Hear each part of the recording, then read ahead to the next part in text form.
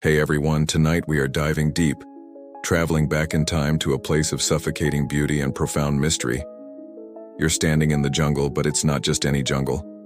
The air is so thick with moisture, you can practically drink it. It's the kind of wet heat that makes your shirt instantly decide it would rather be a second skin.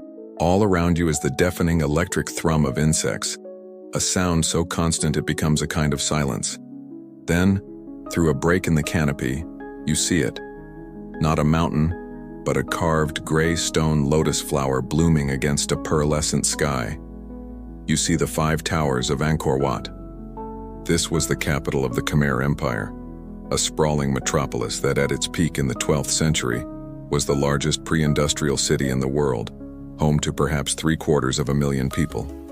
It was a city of gods on earth, and you, well, you probably wouldn't survive this. Honestly, without your mosquito repellent and bottled water, the combination of malaria, dysentery, and just sheer, relentless humidity would have you tapping out in a week.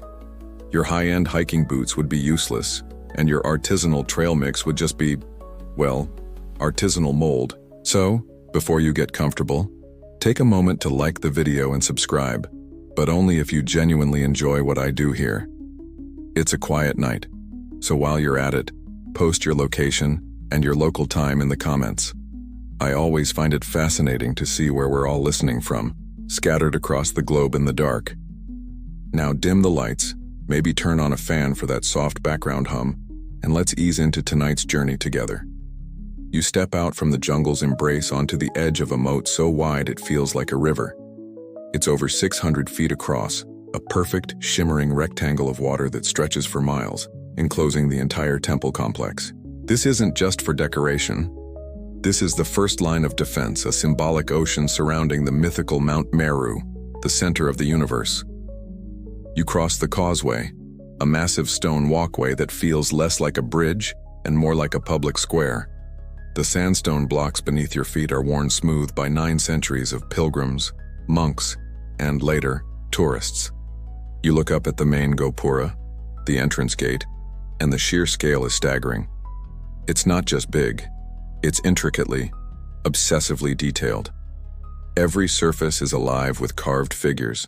Apsaras, the celestial dancers, and devatas, the minor female deities, seem to sway in the stone, their faces serene and unsettlingly similar, as if cloned from a single divine blueprint.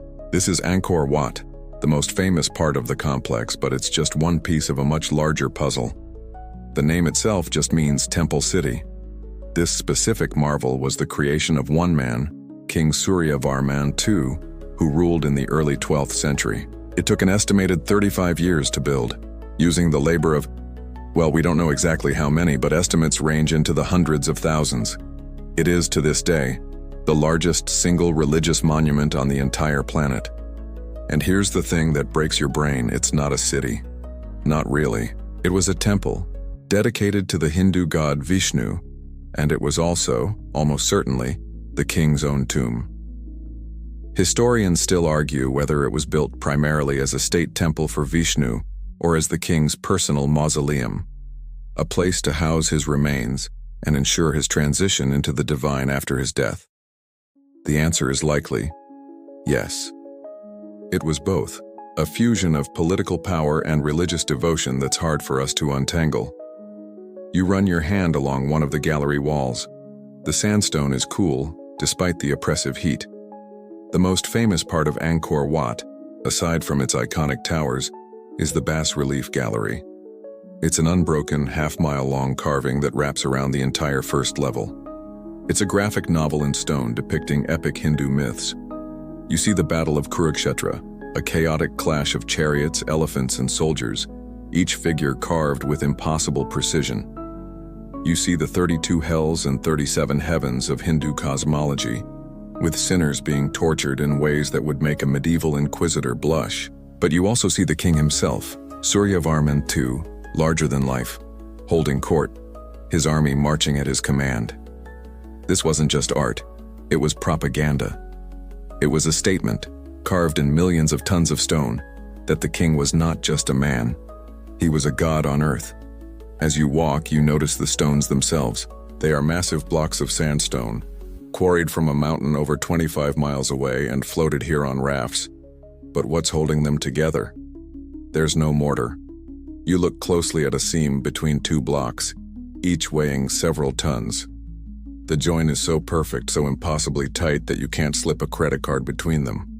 Not that you should be trying. That's how you lose a credit card.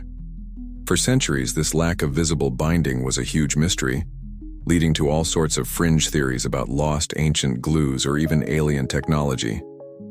The truth is just a testament to almost unbelievable craftsmanship. The Khmer engineers cut and sanded these blocks with such precision that they fit together perfectly, held in place by their own immense weight and the principles of friction. It's a level of stonework that is, frankly, intimidating. You're walking through a monument built by people who could shape mountains to their will, all in the service of their king and their gods. And this is just the entrance.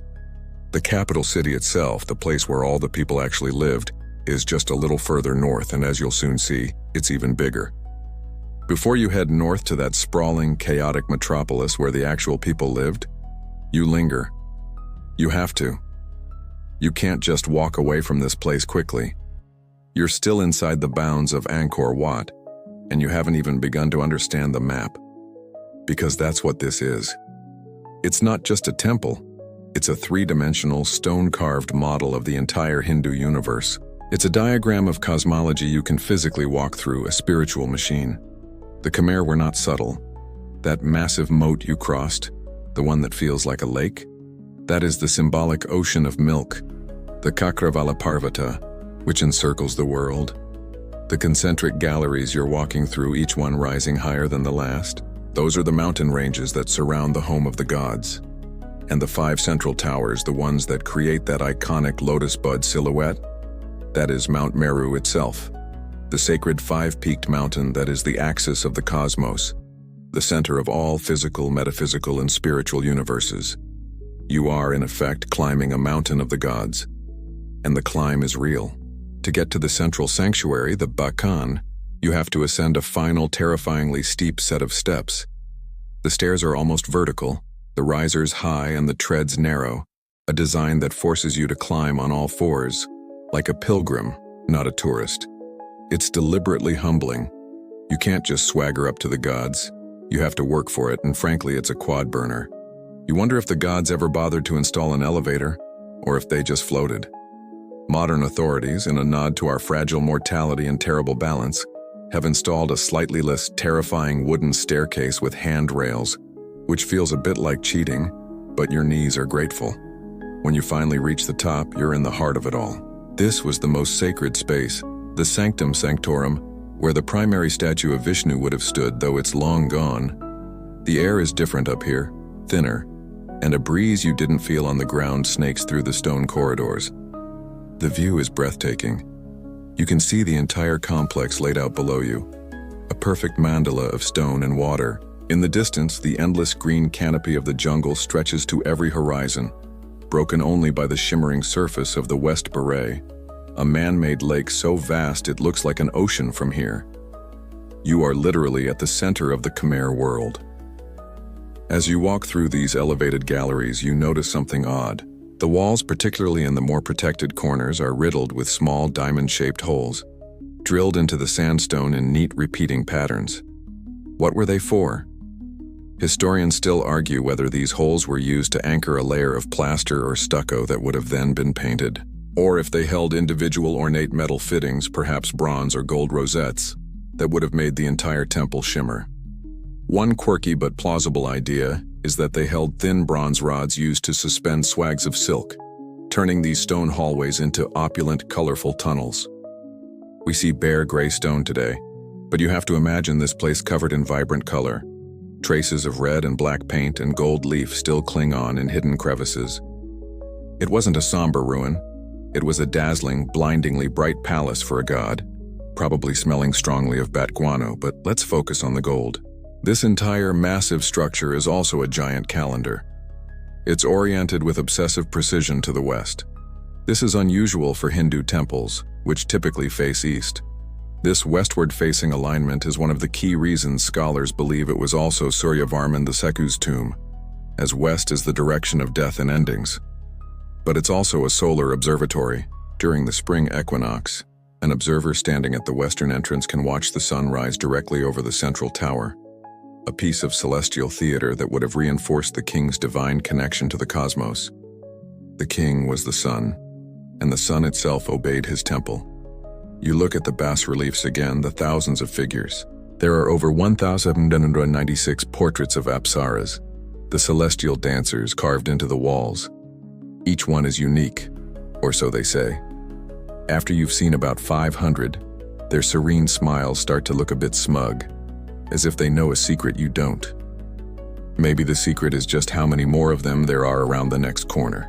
You make your way back down, which is somehow even more terrifying than the climb. It's a controlled fall, a reverse crawl of shame that makes you appreciate solid, flat ground. You're back on Earth, at the base level. You've walked the universe, climbed the divine mountain, and visited the home of the gods. It is an experience of overwhelming scale, power, and, if you're being honest, a slight sense of relief that you didn't trip on that last step. You've seen the temple tomb, the machine for the afterlife. Now you turn your back on the Great Moat and head north, just a mile or so away, to see the city where the living were. You leave the cosmic perfection of Angkor Wat behind, walking north along a wide, raised causeway. The air is still, the heat rebounding from the ancient stones. After about a mile, you see it. Another wall, another moat. But this is different. This is not a temple, this is a fortress. You've arrived at Angkor Thom, the great city, and it is an absolute giant. This was the true capital, the beating heart of the empire for centuries after Angkor Wat was built. It was the brainchild of the Khmer's most prolific, and perhaps most obsessive, builder king, Jayavarman VII. He came to power in the late 12th century after the Chams, a rival kingdom, had actually managed to sail up the rivers, sack Angkor, and kill the previous king, Jayavarman VII, a brilliant military strategist, kicked them out, took the throne, and immediately said, "Never again." Angkor Thom is his statement. It's a perfect square, 8 miles of wall, surrounded by another massive moat.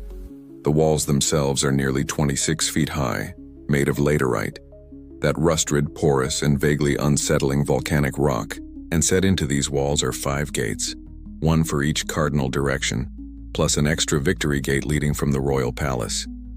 You approach the most famous, the South Gate. The bridge crossing the moat is lined with 108 stone giants, 54 on each side. On your left are the divas, the gods with serene faces and almond eyes.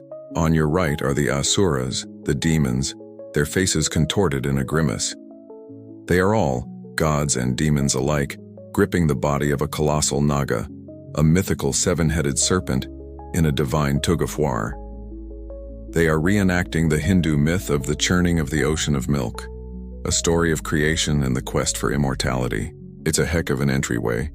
It's like having the entire cast of a mythological epic as your welcome wagon. But as impressive as the giant tug of war is, it's the gate itself that stops you.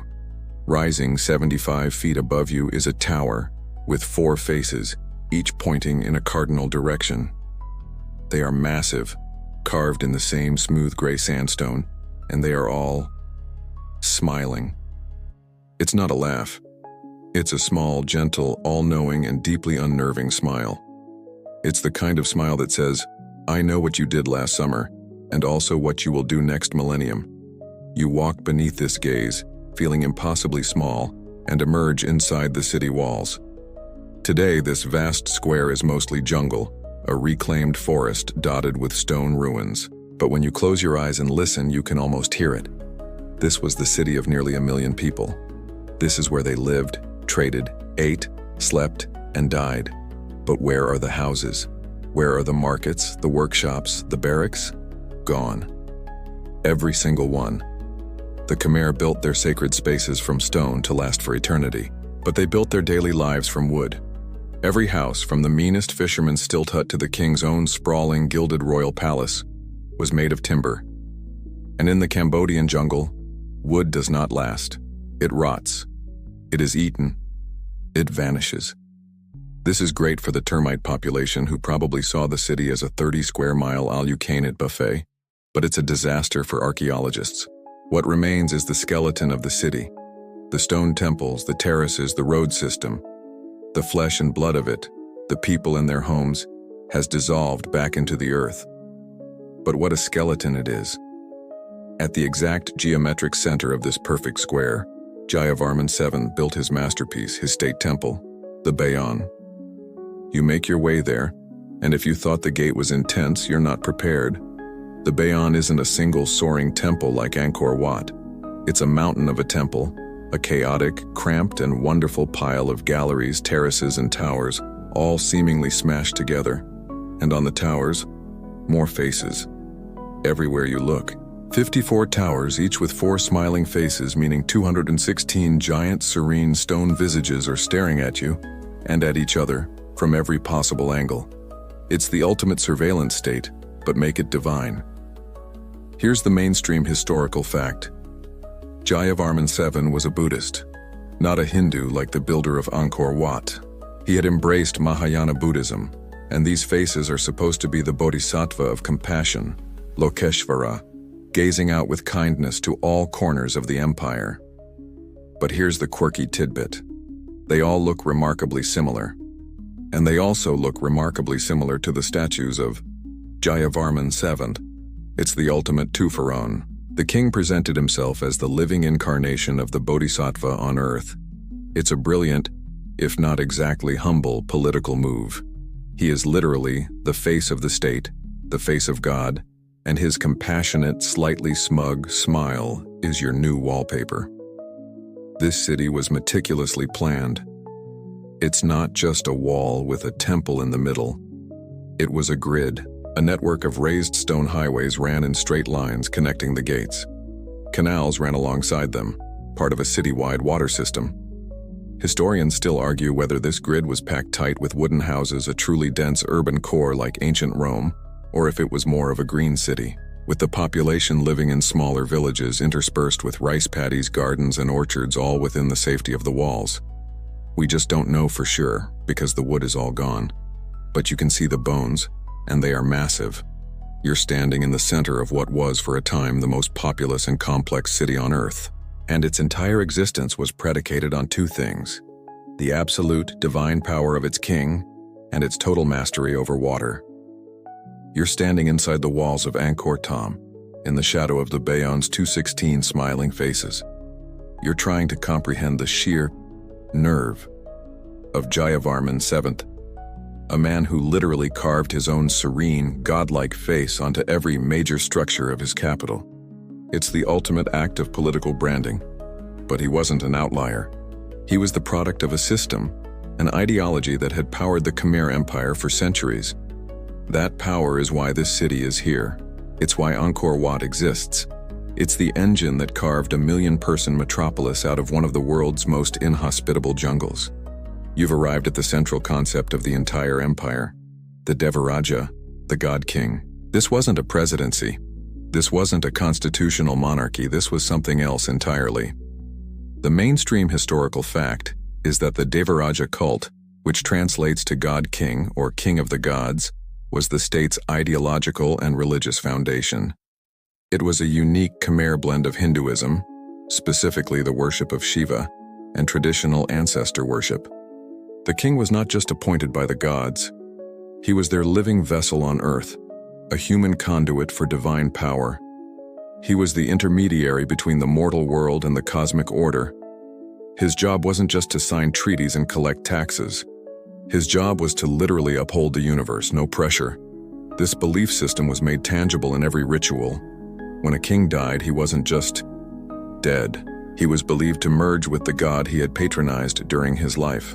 So, Suryavarman II, the builder of Angkor Wat, became one with Vishnu. Other kings became one with Shiva.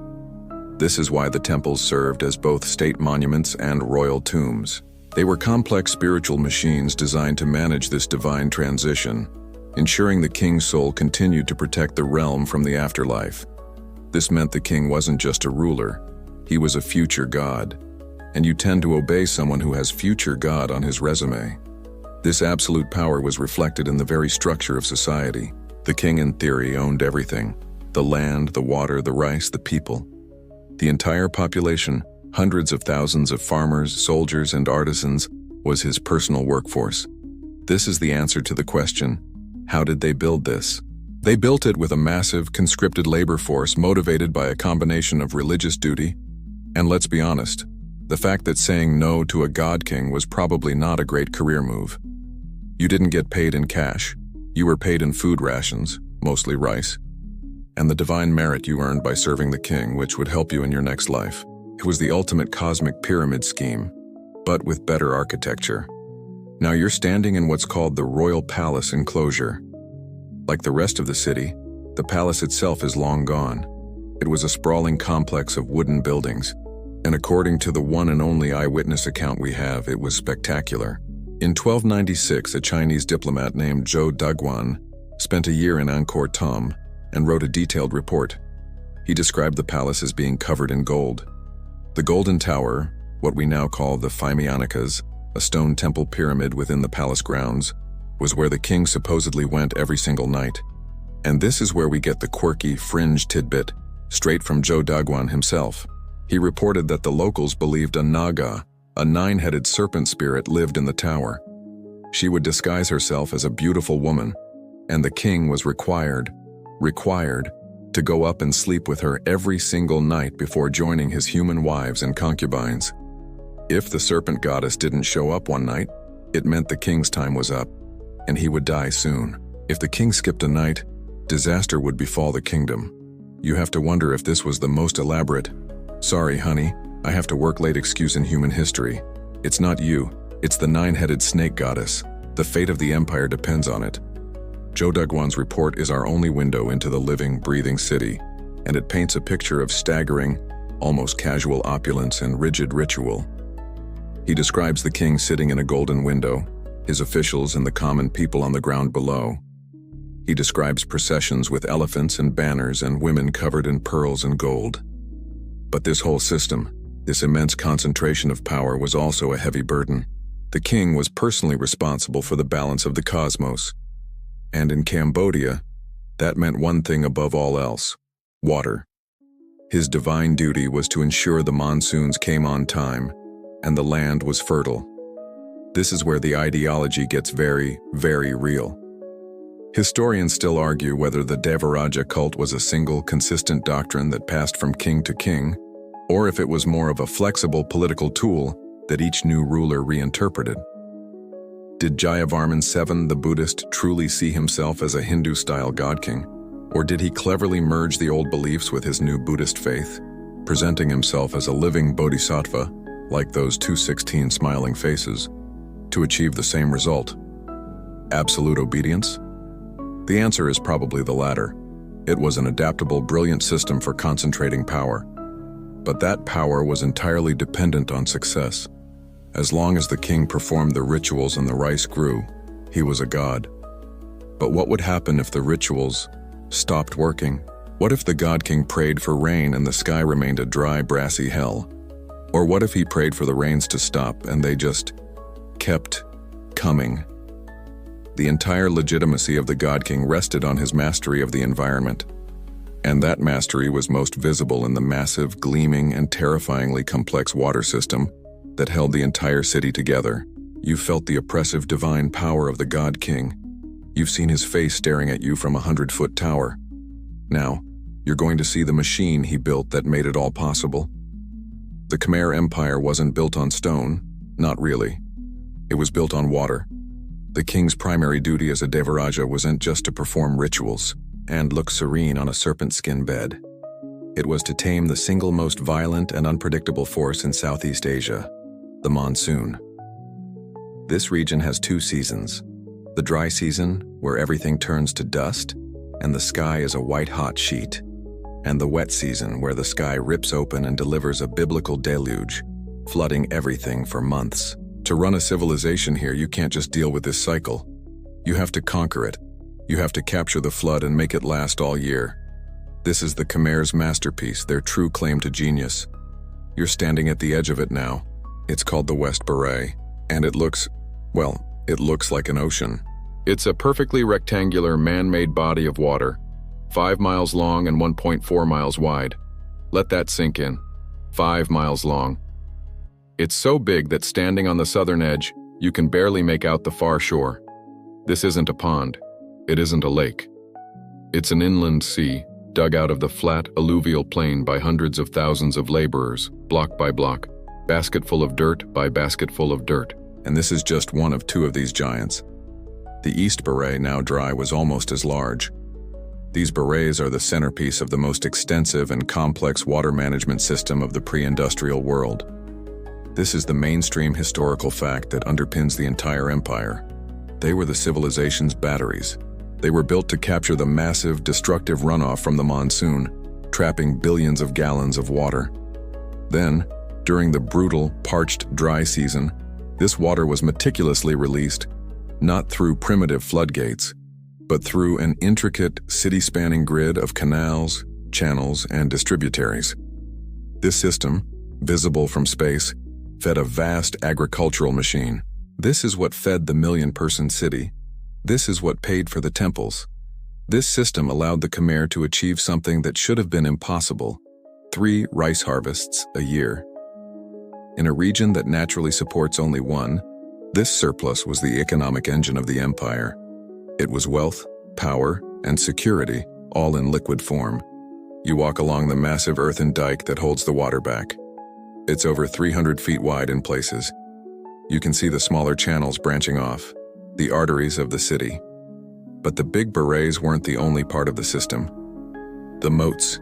Remember that 600-foot wide moat around Angkor Wat? That wasn't just defense or symbolism. It was a massive functional part of the hydrology, helping to stabilize the local water table, preventing the temple's massive stone foundations from shifting in the saturated earth. Every temple had a moat. Every monastery had a smaller pond called a trapiang, and they were all interconnected. The entire city was a living hydraulic organism, with the barays as its massive heart, pumping lifeblood through a web of canals.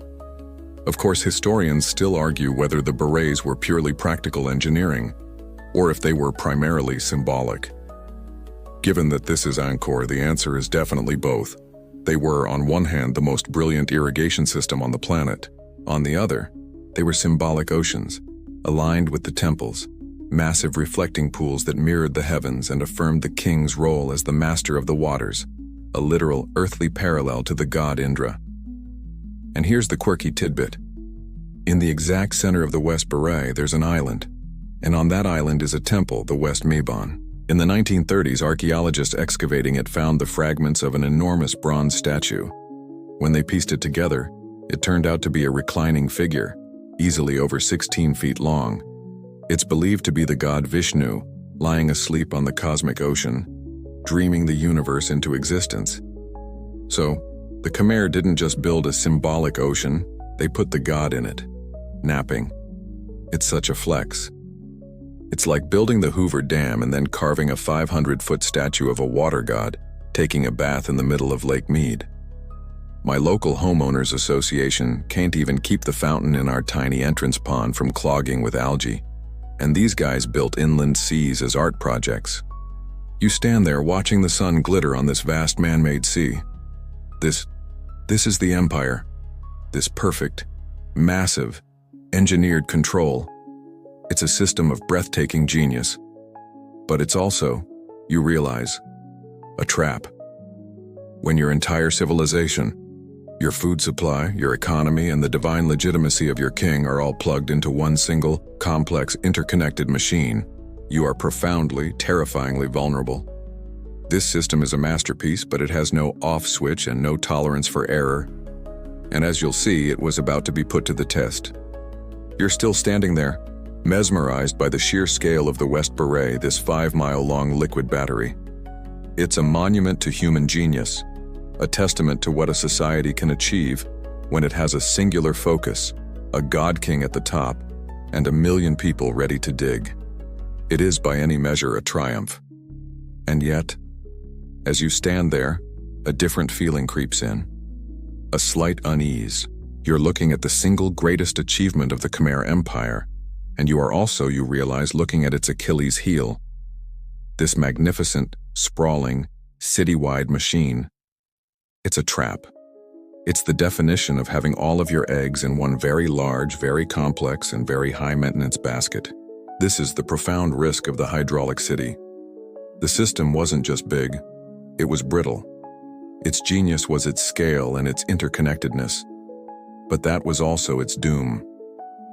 Think of it like a modern computer's motherboard. Every canal, every dike, every sluice gate, every beret was a tiny, vital connection, and they all had to work perfectly, all the time. A failure in one remote canal, 10 miles north of the city, didn't just mean one village went dry. It meant the water pressure and flow volume for a whole quadrant of the city could be thrown out of balance, cascading downstream, silting up a junction, and starving a section of the main beret. There was no redundancy. There was no fail-safe. It was one single, magnificent, integrated system, and it demanded constant, relentless, obsessive maintenance. This is the part that is easy to forget when you're just looking at the grand stone structures. This system wasn't built and then finished. It was a living thing that was in a constant state of decay. The mainstream historical fact is that this entire network was built on an incredibly subtle, gentle gradient. The engineers used the land's natural 0.1% slope to move water across 400 square miles. This is a feat of precision engineering that is hard to overstate. But on such a low gradient, the water moves slowly. And slow-moving water, especially water full of tropical monsoon runoff, carries one thing: silt. Tons of it. An unimaginable constant flood of mud. Every single year, after every single monsoon, this entire grid of canals, hundreds of miles of them, would be choked with silt. The berets themselves would be slowly filling up with mud. So, the Empire's real work, its endless, back-breaking, and utterly non-negotiable job, was dredging. It would have required a permanent, conscripted army of laborers, tens of thousands strong, whose only job, year in and year out, was to dig mud out of canals. It's the least glamorous, least God-King job you can imagine, but it was the single most important one.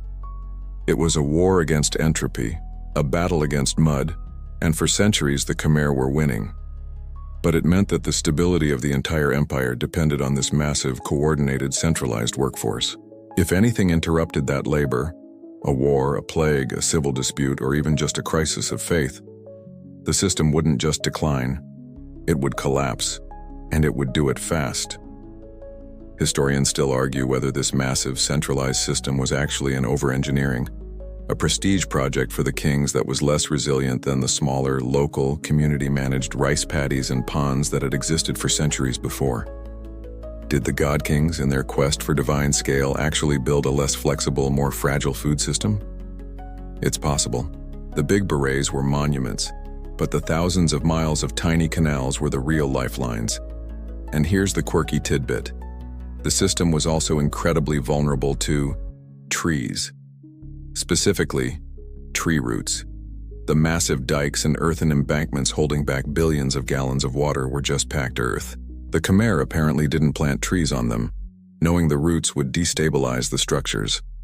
But in a tropical jungle, not planting trees isn't enough. You have to actively fight them. A single seed, dropped by a bird, could become a sapling, its roots working their way into the dike. Over a few years, that root system would create tiny channels for water. This is a process called piping, and it's how dams fail. A small trickle becomes a stream, which becomes a gusher, and then, catastrophically, the entire dike breaches. The entire West Beret could empty itself in a matter of hours, unleashing a biblical flood that would destroy the very city it was meant to feed. So you can add Chief Weeding Officer to the list of thankless but vital jobs. This is the ultimate technological lock-in. The Khmer had built their success on this one technology. Their population had boomed, their city had grown, their kings had become gods, all because the machine worked. But because it worked so well, they had no plan B. They couldn't go back to small-scale farming. There were too many mouths to feed. They were chained to their own creation. The system demanded perfect, uninterrupted human control forever. And this system in turn was entirely dependent on the one thing the Khmer, even with their god kings, could never control: the great, pulsing heart of Cambodia's water, the Tonle Sap Lake. You leave the vast engineered silence of the berets and the oppressive stone gaze of the city and head south, following one of the many canals. The land is flat, impossibly flat, and checkerboarded with rice paddies, all fed by the arteries of the hydraulic city. But as you travel, the air changes. It's still hot, still wet, but it carries a new smell. It's not the smell of damp stone and jungle rot. It's the smell of fish, of mud, of vast open water. You're heading to the source. You're going to the other half of the Khmer miracle, the great beating biological heart of the empire, the Tonle Sap. After a few miles, the landscape dissolves. The neat paddies and canals give way to a sprawling, flooded forest, a bizarre and beautiful world of half-submerged trees. Then, you emerge onto the shore of the lake itself. And you stop. Because lake is not the right word. In the wet season, it's an inland sea. It's a vast, churning, brown expanse of water that stretches to a horizon you cannot see. This is the largest freshwater lake in Southeast Asia. And it is, to put it mildly, a freak of nature. It's a geographical anomaly. And it's the entire reason the Khmer were able to build their civilization here. Here's the mainstream historical fact: the central miracle of Cambodia. The lake breathes. The Tonle Sap is connected to the mighty Mekong River by a 75-mile-long channel, the Tonle Sap River. For most of the year, this river flows south, draining the lake into the Mekong. But then, in May, the monsoon season begins. Far away in the mountains of Tibet, the snows melt, and that water, combined with the biblical regional rains, swells the Mekong into one of the world's most powerful rivers. The Mekong becomes so full, so engorged with water, that it shoves its way back up the Tonle Sap River. The flow of the river literally reverses. It's one of the only places on Earth this happens on such a scale. This backward-flowing river force-feeds the Tonle Sap Lake, acting like a giant natural pump. The lake swells, expanding from a modest 1,000 square miles to over 6,000 square miles, swallowing forests, fields, and roads, and its depth increases from a shallow 6 and 10 feet to over 30 feet. You're seeing it at its peak, and it is teeming with life. This annual flood, which deposits nutrient-rich silt over the entire floodplain, creates one of the most productive inland fisheries on the planet. This is the fish basket of the empire. While the berets and the canals were the king's great agricultural machine for growing rice, the carbohydrate, the Tonle Sap was the people's inexhaustible source of protein. Forget cattle, forget pigs. The Khmer ran on rice and fish. You're pulled out onto the water in a shallow dugout canoe. All around you are the stilt villages, not on the shore but in the water. Entire communities of houses are perched on impossibly tall, spindly wooden legs, 30 feet in the air. In the dry season, these houses would look absurd, towering over a muddy flat. Now, the water is lapping just a few feet below their floorboards. You see people fishing directly from their living room windows, just dropping a net into the water. You see floating markets, where women in conical hats paddle canoes overflowing with mangoes, bananas, and fish. So many fish. They are caught in nets, in traps, in massive bamboo weirs. The water practically squirms with them. Here's the quirky tidbit, again from our old friend Joe DeGuan. He was baffled by the whole thing. He described the people living on the lake, and he noted with some confusion that the lake was full of crocodiles, as big as boats, which would, from time to time, just eat people. And everyone just seemed to accept this. It was just the cost of living. You try not to think about that as you trail your hand in the murky brown water. The sheer abundance of protein here allowed the Khmer to bypass the need for large-scale animal husbandry, which in turn freed up all that land and labor for, you guessed it, digging canals and building temples. They didn't need meadows for cows. They had a self-stocking 6,000 square mile fish farm that ran itself.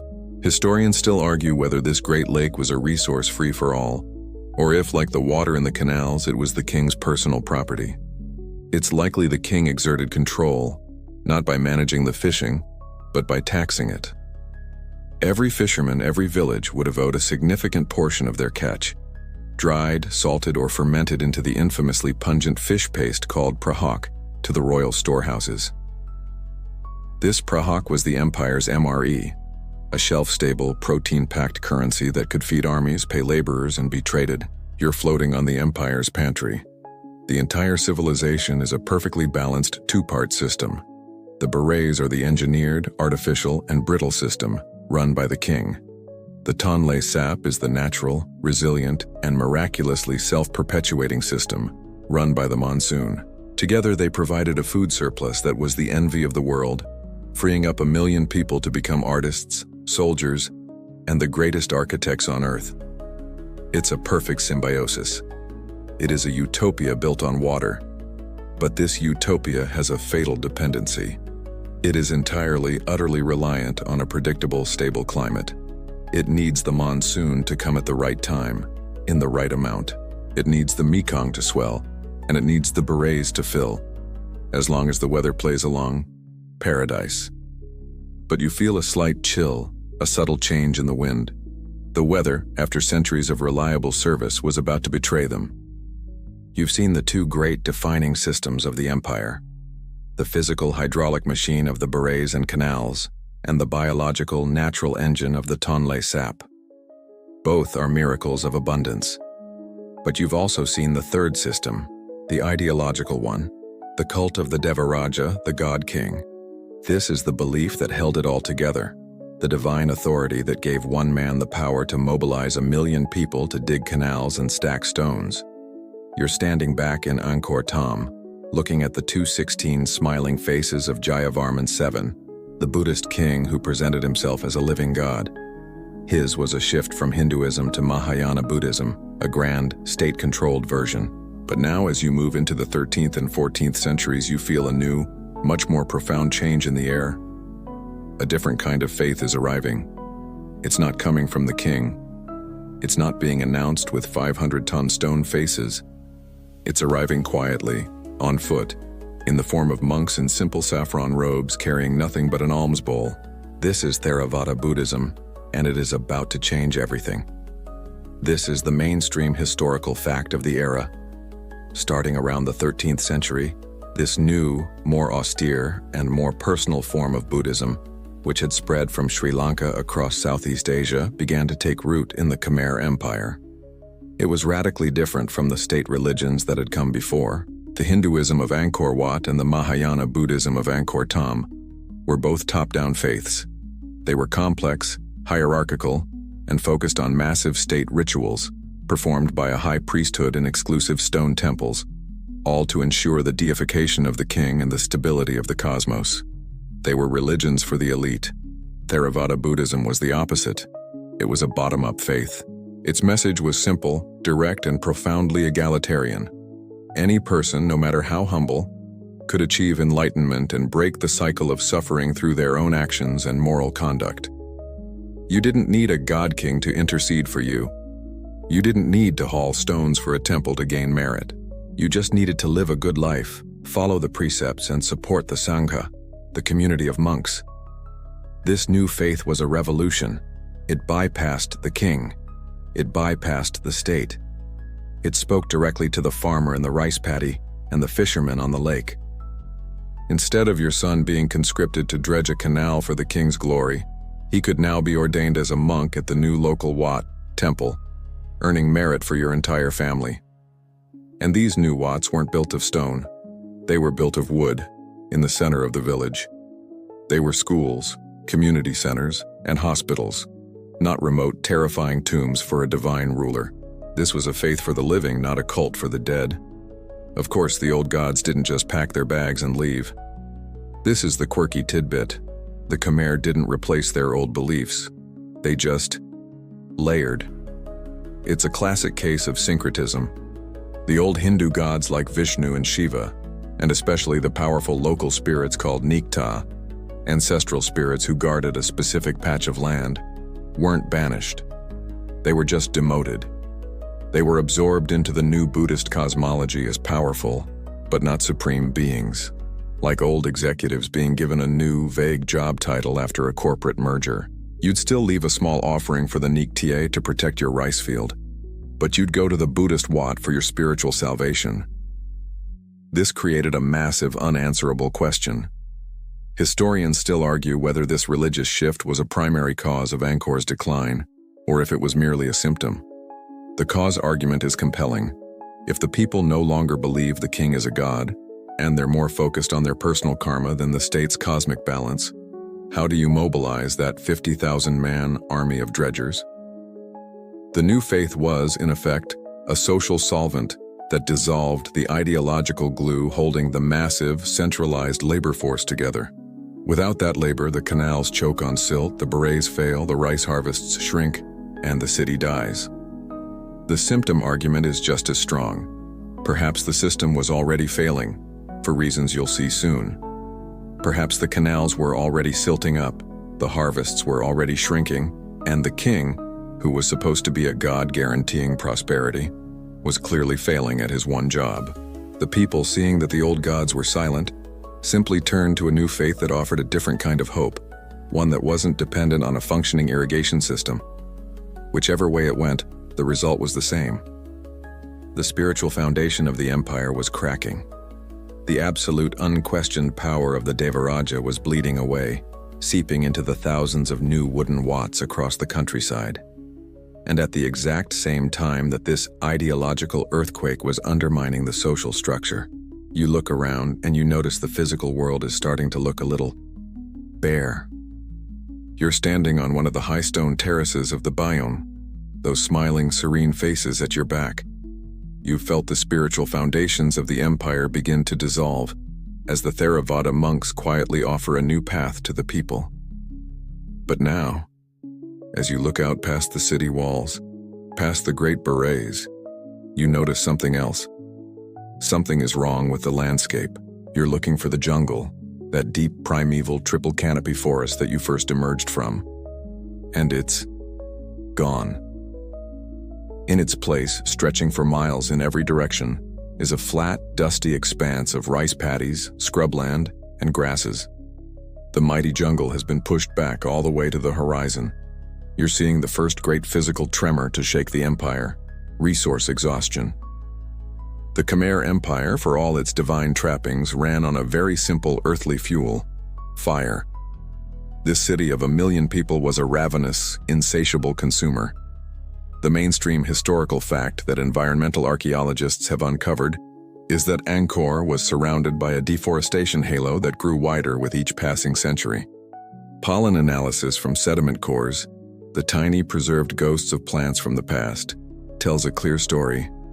The dense, old-growth rainforest trees were progressively annihilated, replaced by the pollen of grasses and agricultural weeds. Why? Because 1 million people need to cook dinner.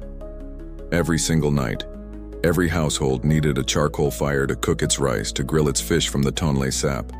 Now multiply that by 1 million, for 365 days a year, for centuries. But cooking was just the start. The Khmer were master craftsmen. Remember that 16-foot bronze Vishnu found in the West Barai? To cast something like that, you need furnaces.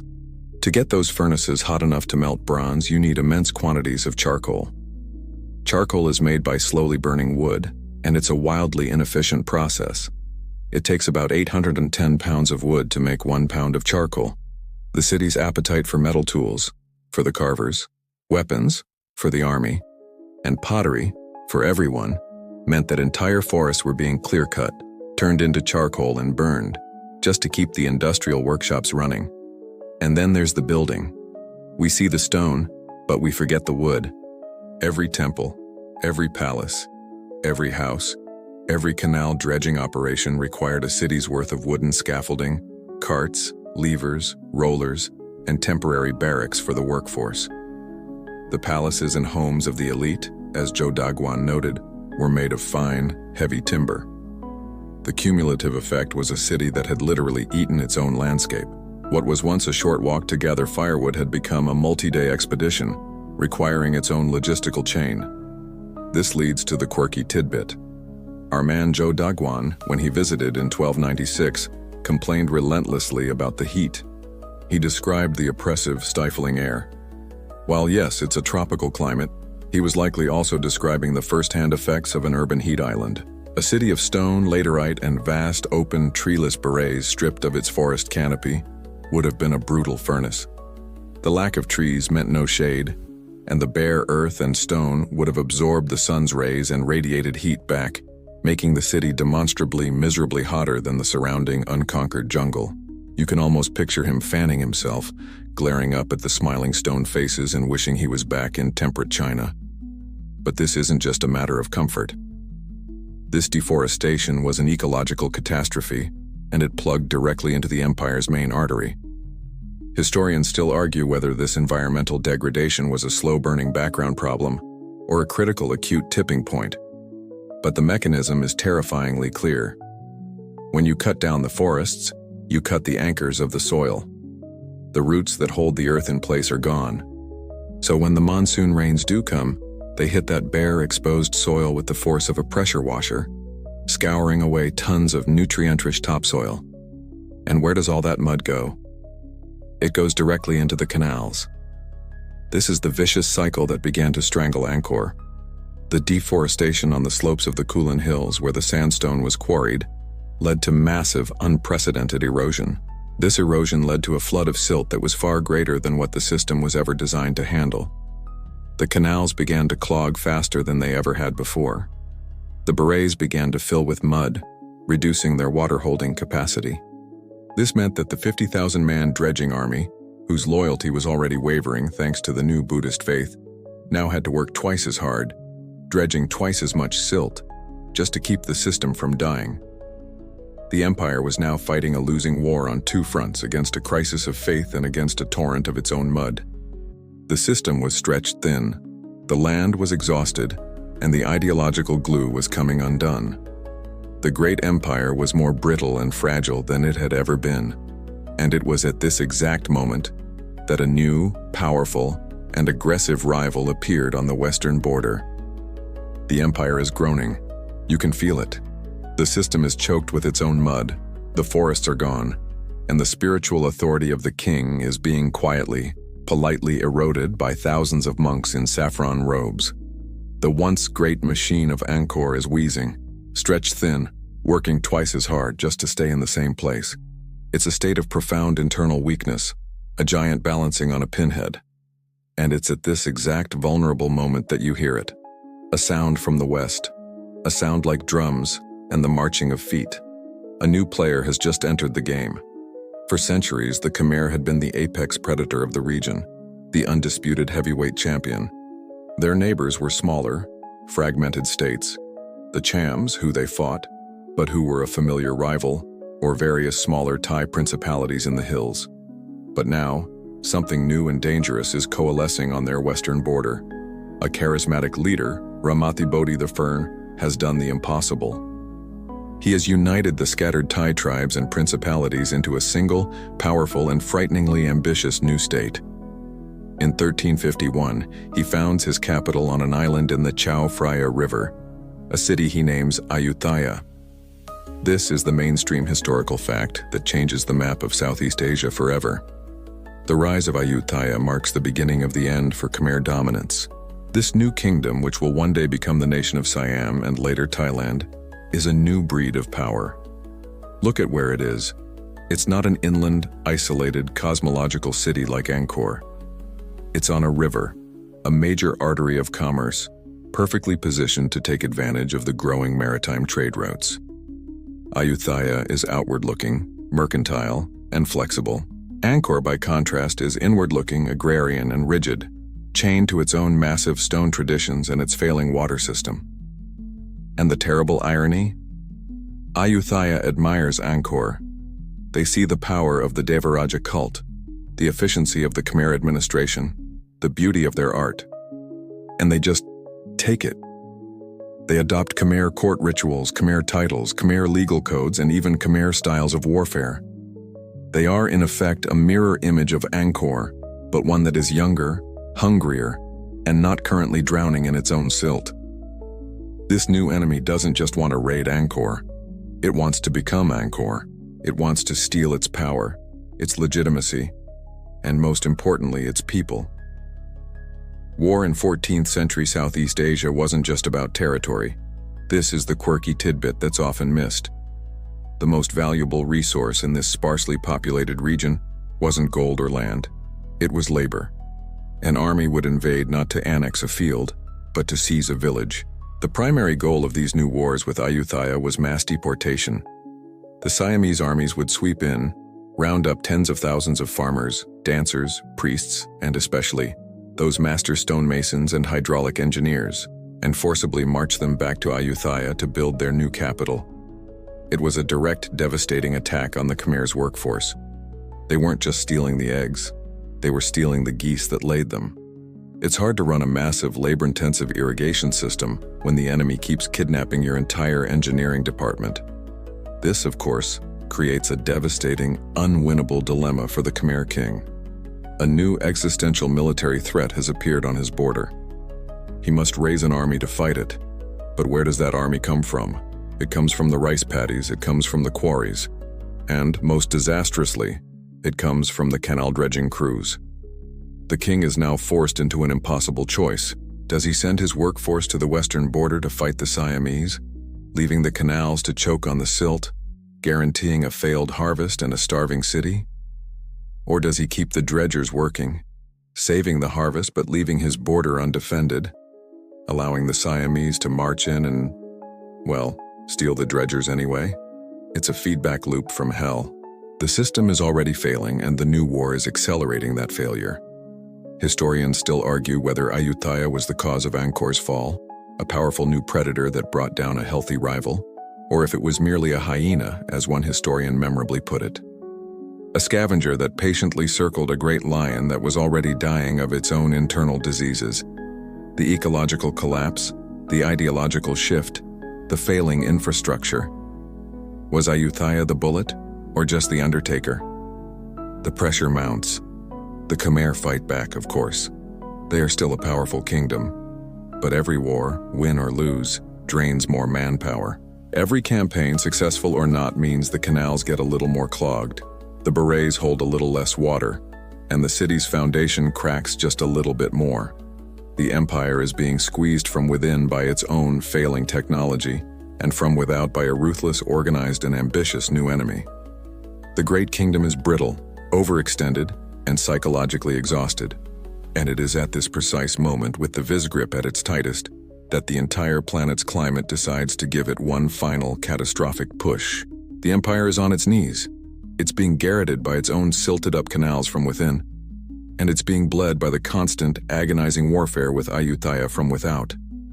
The king is trapped, forced to choose between his canals and his army, and losing both. The entire magnificent million-person city is a patient on life support, its survival dependent on two things: the endless backbreaking labor of its people and the predictable, reliable rhythm of the monsoon. And just then, the monsoon fails.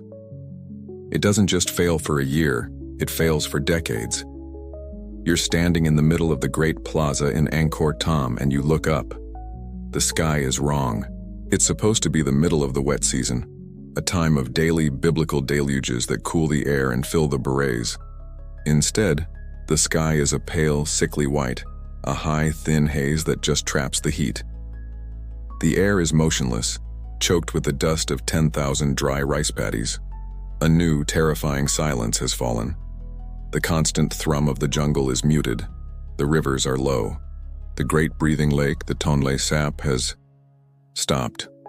The Mekong, weak and sluggish, doesn't have the power to reverse the Tonle Sap River.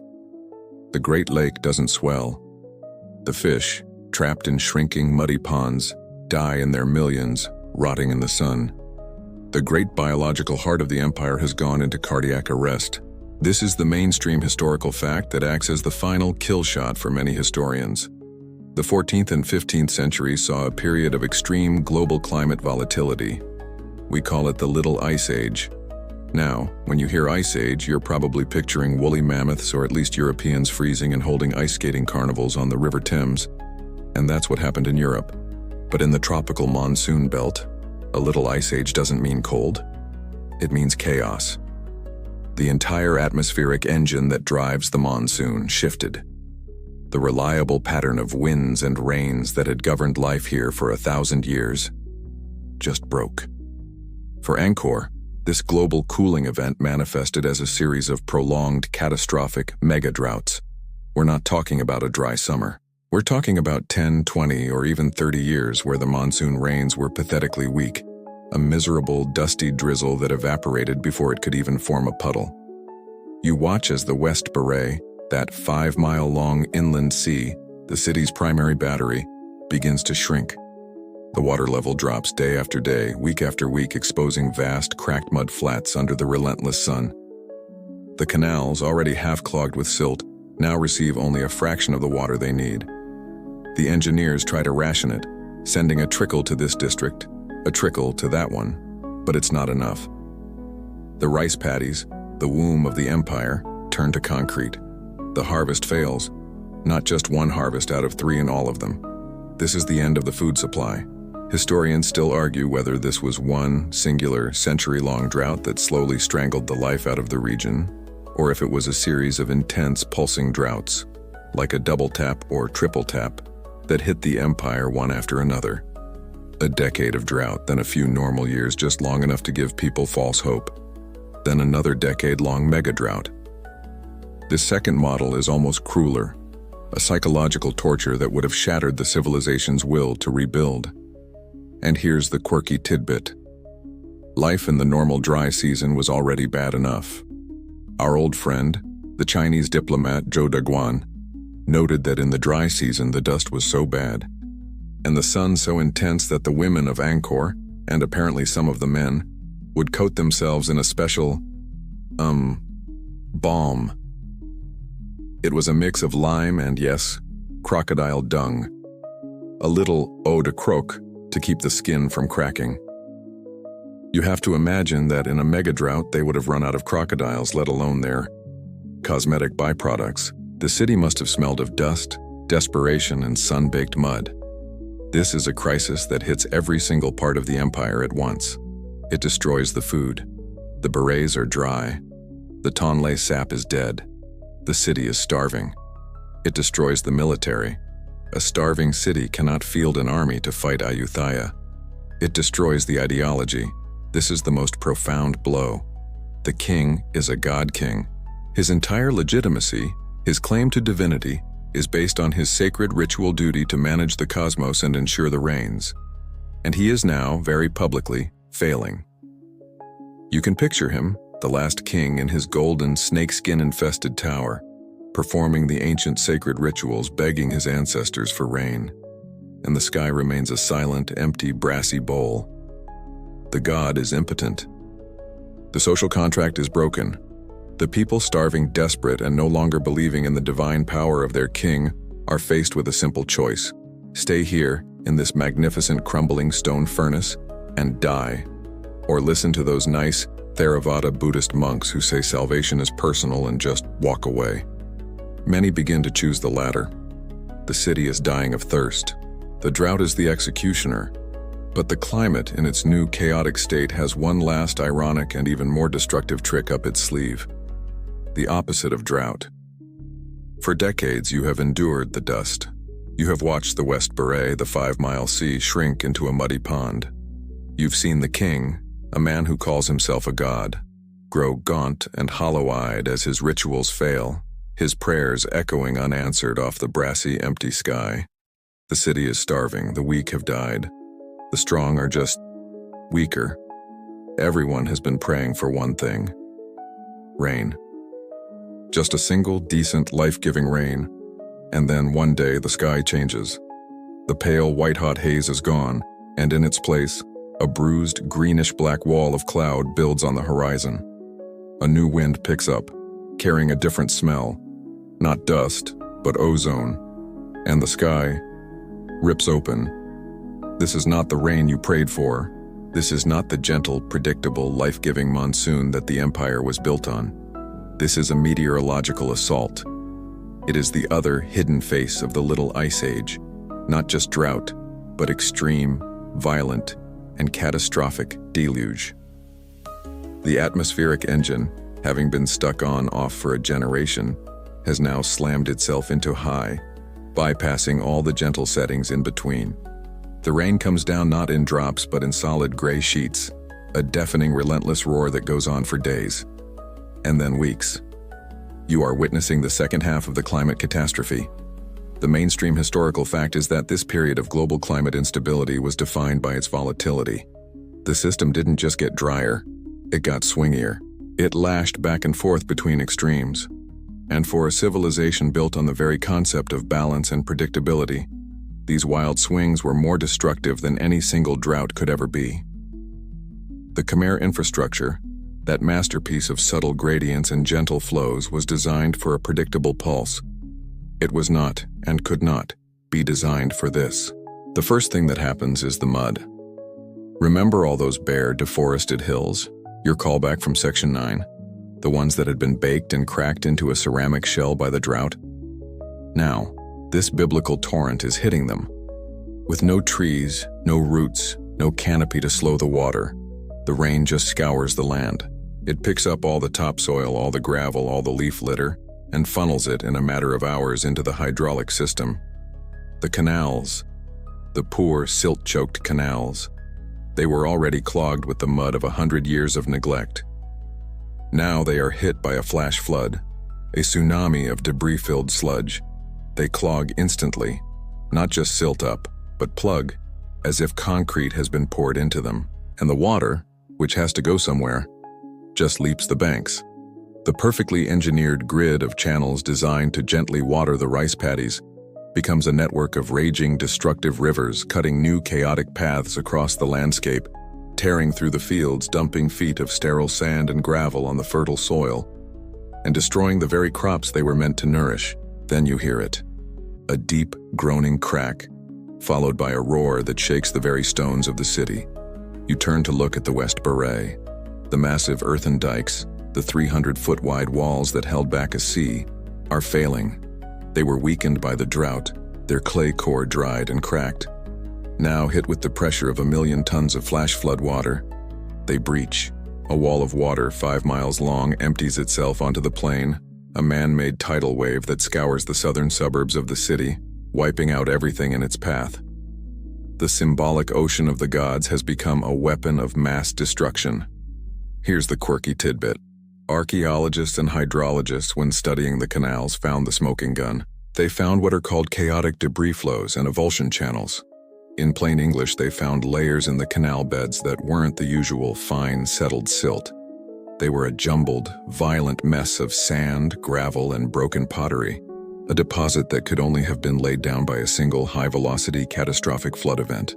They also found where the canals had violently broken their banks and carved new temporary rivers. It's the physical, geological scar of this exact moment. Historians still argue whether the droughts had already killed the city and the floods were just, as they say, making the rubble bounce, or if the floods were the true physical kill shot. Was it a death by starvation or a death by drowning and blunt force trauma? The drought broke the ideology of the God King and starved the people. But the floods broke the machine. They shattered the infrastructure itself, burying it under tons of sand, breaching the dikes and wrecking the canals so completely that repair was not just difficult. It was inconceivable. You couldn't just dredge this. You would have to rebuild the entire 1,000-square-kilometer system from scratch, even as the enemy, Ayutthaya, was knocking at the gates. You stand in the ruins, the water swirling around your knees. The city is a swamp. The rice paddies are a gravel pit. The berets are empty, their dikes broken. The canals are gone. The God King is a proven failure. The old faith is dead. The new faith tells you to walk away. The army is starving, the enemy is strong, the climate is insane. It has hit you with fire, and now with water. The great, magnificent experiment of Angkor is over. You're standing in the aftermath, knee-deep in the gray, silty water that now covers the grand plaza of Angkor Thom.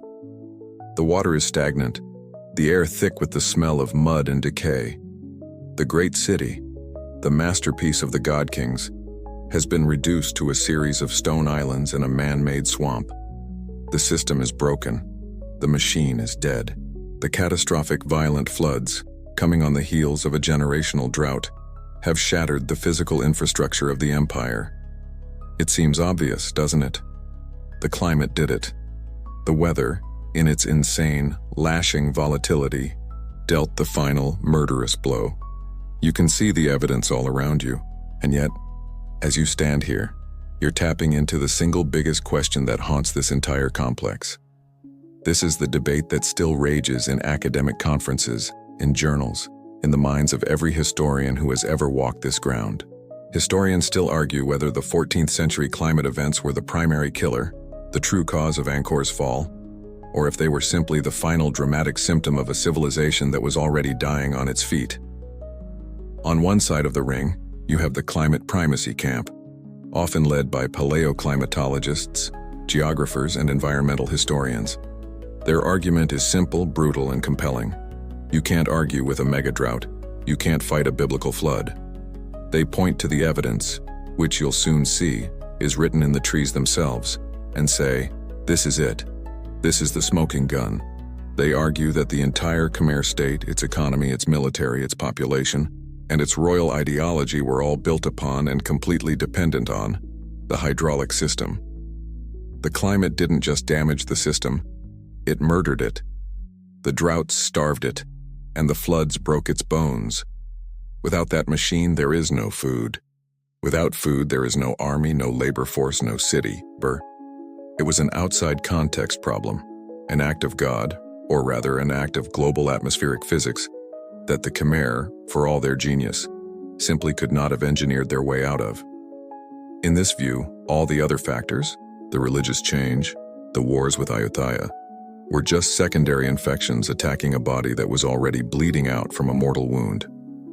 On the other side, you have the social collapse camp, often populated by social archaeologists, art historians, and political scientists. They look at the same evidence and shake their heads. It's never that simple, they say. Societies are not just plants. They don't just die from a lack of water. They adapt, they change, they move. This camp argues that the climate was just a stressor, a heavy weight placed on a structure that was already rotten from the inside. The real killer, they argue, was the internal, social, and political transformation. The shift to Theravada Buddhism, which you felt earlier, had already dissolved the ideological glue. The king was no longer a god.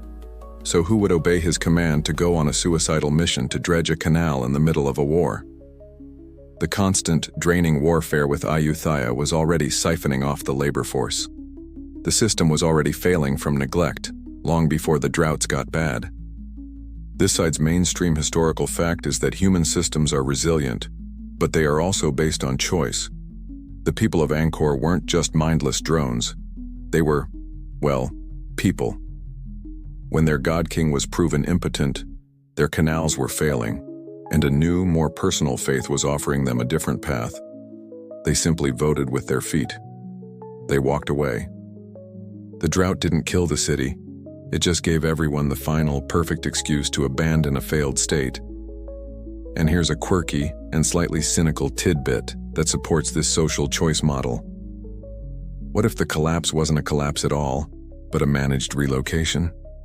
What if the elite, the nobility, and the royal court saw the writing on the wall? They saw this massive inland agrarian city with its ridiculously high-maintenance infrastructure, and then they looked south to the coast. They saw the rise of new, exciting maritime trade routes linking China to India and the Arab world. They realized the future wasn't in rice, it was in pepper and silks and aromatic woods, things you could move on a boat. Perhaps they simply disinvested. They took their wealth, their courtiers, their skilled artisans, and deliberately moved south to found new coastal capitals like Phnom Penh, leaving the old, massive stone dinosaur of a city for the farmers and the jungle. The droughts and floods in this view were just a convenient political cover for a savvy, long-term corporate restructuring. So which is it? Was it an unavoidable, catastrophic climate event that murdered a healthy empire? Or was it a slow-motion internal failure, a crisis of faith, a new war, a shift in economic policy that just finally fell over? The truth, as always, is probably a messy, unsatisfying mix of all of them. A perfect storm where every single factor fed into the others. But this entire debate, this split between climate and culture, hinges on one critical question. How do we know? How do we know what the weather was like 600 years ago? We aren't just guessing. The answer isn't in these grand, silent stones. It's in something much smaller, much older, and much, much quieter. It's in the trees. You're still caught in that academic crossfire, a debate that seems unresolvable. Was it the climate? Was it the culture? Was it the war? It's a compelling argument, but it all feels theoretical. It's a he said, she said from 600 years ago. How do you prove it? How do you get a weather report for the year 1385? You can't. Not unless you have a time machine, or unless you have something that was alive at the time, something that was meticulously, obsessively recording the weather, year by year, in an incorruptible natural archive. You leave the stone ruins, with their silent, smiling faces, and you go to the real witnesses. You go to the forest. You go to the trees. This is the science of dendrochronology, and it is the single most important breakthrough in solving the mystery of Angkor's collapse. It's Triering dating, but in the tropics, it's 1,000 times harder than it sounds. In a place like, say, Colorado, a tree's life is simple. It grows a thick, light-colored ring in the warm, wet summer, and then it stops, forming a thin, dark line in the cold, dry winter. One light band plus one dark band, 1 year. Easy. But here, in the Cambodian jungle, there is no winter. The trees grow all year. For decades, scientists believed it was impossible to get an annual record from them. But then a team of researchers led by Brendan Buckley got a breakthrough. They found a specific, rare, and very old species of conifer, the Phagath pnum, a type of cypress, Phociania hodgensi, growing high in the mountains of the region. This species, it turns in, is sensitive. It's a diva. It doesn't just grow, it reacts. Its growth isn't tied to temperature, but to the one thing that matters here, water. In a good monsoon year, it grows a thick, healthy ring. In a weak, drought-stricken year, it barely grows at all, forming a ring so thin you can barely see it. These trees were the climate diaries that everyone had been looking for. This is the mainstream historical fact. The scientists took core samples, thin, pencil-sized straws of wood, from these ancient living trees, some of them 700 or 800 years old. They also found old, preserved wooden beams in temple structures and villages. By matching the patterns, the barcodes of wet and dry years, from the living trees to the dead wood, they built a continuous, year-by-year, unbroken climate record for the last 1,000 years. They had, in effect, created a perfect timeline of the monsoon's health. And what it showed was the smoking gun. It wasn't a guess. It wasn't a theory. It was a record. The rings showed that the peak of the Khmer Empire, the 11th and 12th centuries when Angkor Wat was built, coincided with a medieval climate optimum, a long, lovely period of unusually stable, reliable, and wet monsoons. The machine worked because the weather was perfect. Then the rings for the mid-14th century get tight. Frighteningly tight. They show a brutal multi-decade mega-drought that aligns perfectly with the rise of Ayutthaya and the first signs of strain. Then, after a brief, weak recovery, the rings get impossibly thin. From roughly 1395 to 1420, the trees record the worst, most prolonged, most severe drought in the last 1,000 years. This is the double-tap drought you felt earlier. A 25-year period where the monsoon essentially vanished. And then, immediately following this intense drought, the rings suddenly become enormously thick, the thickest in the entire record, showing a period of 10-15 years of insane, catastrophic rainfall. The trees told the whole story. Decades of drought followed by a decade of deluge. It was the 1-2 punch that broke the empire. Now, here's the quirky tidbit. Some of the best, oldest trees in the region were not in the remote wild jungle. They were in the temple grounds protected for centuries by local monks who considered them sacred. The scientists couldn't just march in with their drills. A significant part of the project was diplomacy. It involved sitting with the abbots, drinking tea, and respectfully, painstakingly explaining what they were doing, and convincing them to allow this minor scientific violation of their sacred trees. all in the name of uncovering the region's history. It was a beautiful blend of cutting-edge science and ancient tradition. The data from these trees is so precise, historians still argue whether we should now rewrite the history books based on this climate timeline. We know the Siamese kingdom of Ayutthaya attacked Angkor multiple times, but the timing of those attacks recorded in chronicles now looks suspicious. Did the Siamese attack, then a drought happened? Or, as the tree rings suggest, did the 25-year mega-drought hit first, crippling Angkor, starving its armies, and then Ayutthaya, seeing this profound weakness, launched its final devastating invasion? The trees suggest the latter. The climate loaded the gun, and Ayutthaya just walked in and pulled the trigger on an enemy that was already on its knees, dying of thirst. The tree rings are the Rosetta Stone that connects all the other theories. And what they show, in devastating microscopic detail, is what happens to the hydraulic system when it's hit by this 1-2 punch. You now have the timeline. You have the how and the when. The tree rings have given you the precise year-by-year autopsy report of the climate that killed Angkor. Now you're back on the ground, and you're watching it happen, not as a theory, but as a slow-motion, physical reality. You're watching the greatest water management system in the pre-industrial world die. First comes the drought, the 25-year mega-drought that the trees screamed about. You're standing on the Great Stone Causeway of the Sra Srang, a smaller, royal beret. A year ago, this was a shimmering, kilometer-long reflecting pool, a place for the king to take ritual baths. Now, it's a cracked gray basin. A few muddy puddles at the center are thick with algae and swarming with mosquitoes. The smell is sulfurous, a stench of decay and sun-baked mud. The silence is what's most unsettling. The city was always alive with the sound of moving water, the gurgle of sluice gates, the rush of water into the canals. Now, there is only the dry hiss of the wind over the baked earth. You walk to the West Beret, the 5-mile sea. It's no longer a sea. It's a vast dusty plain, a desert of its own making.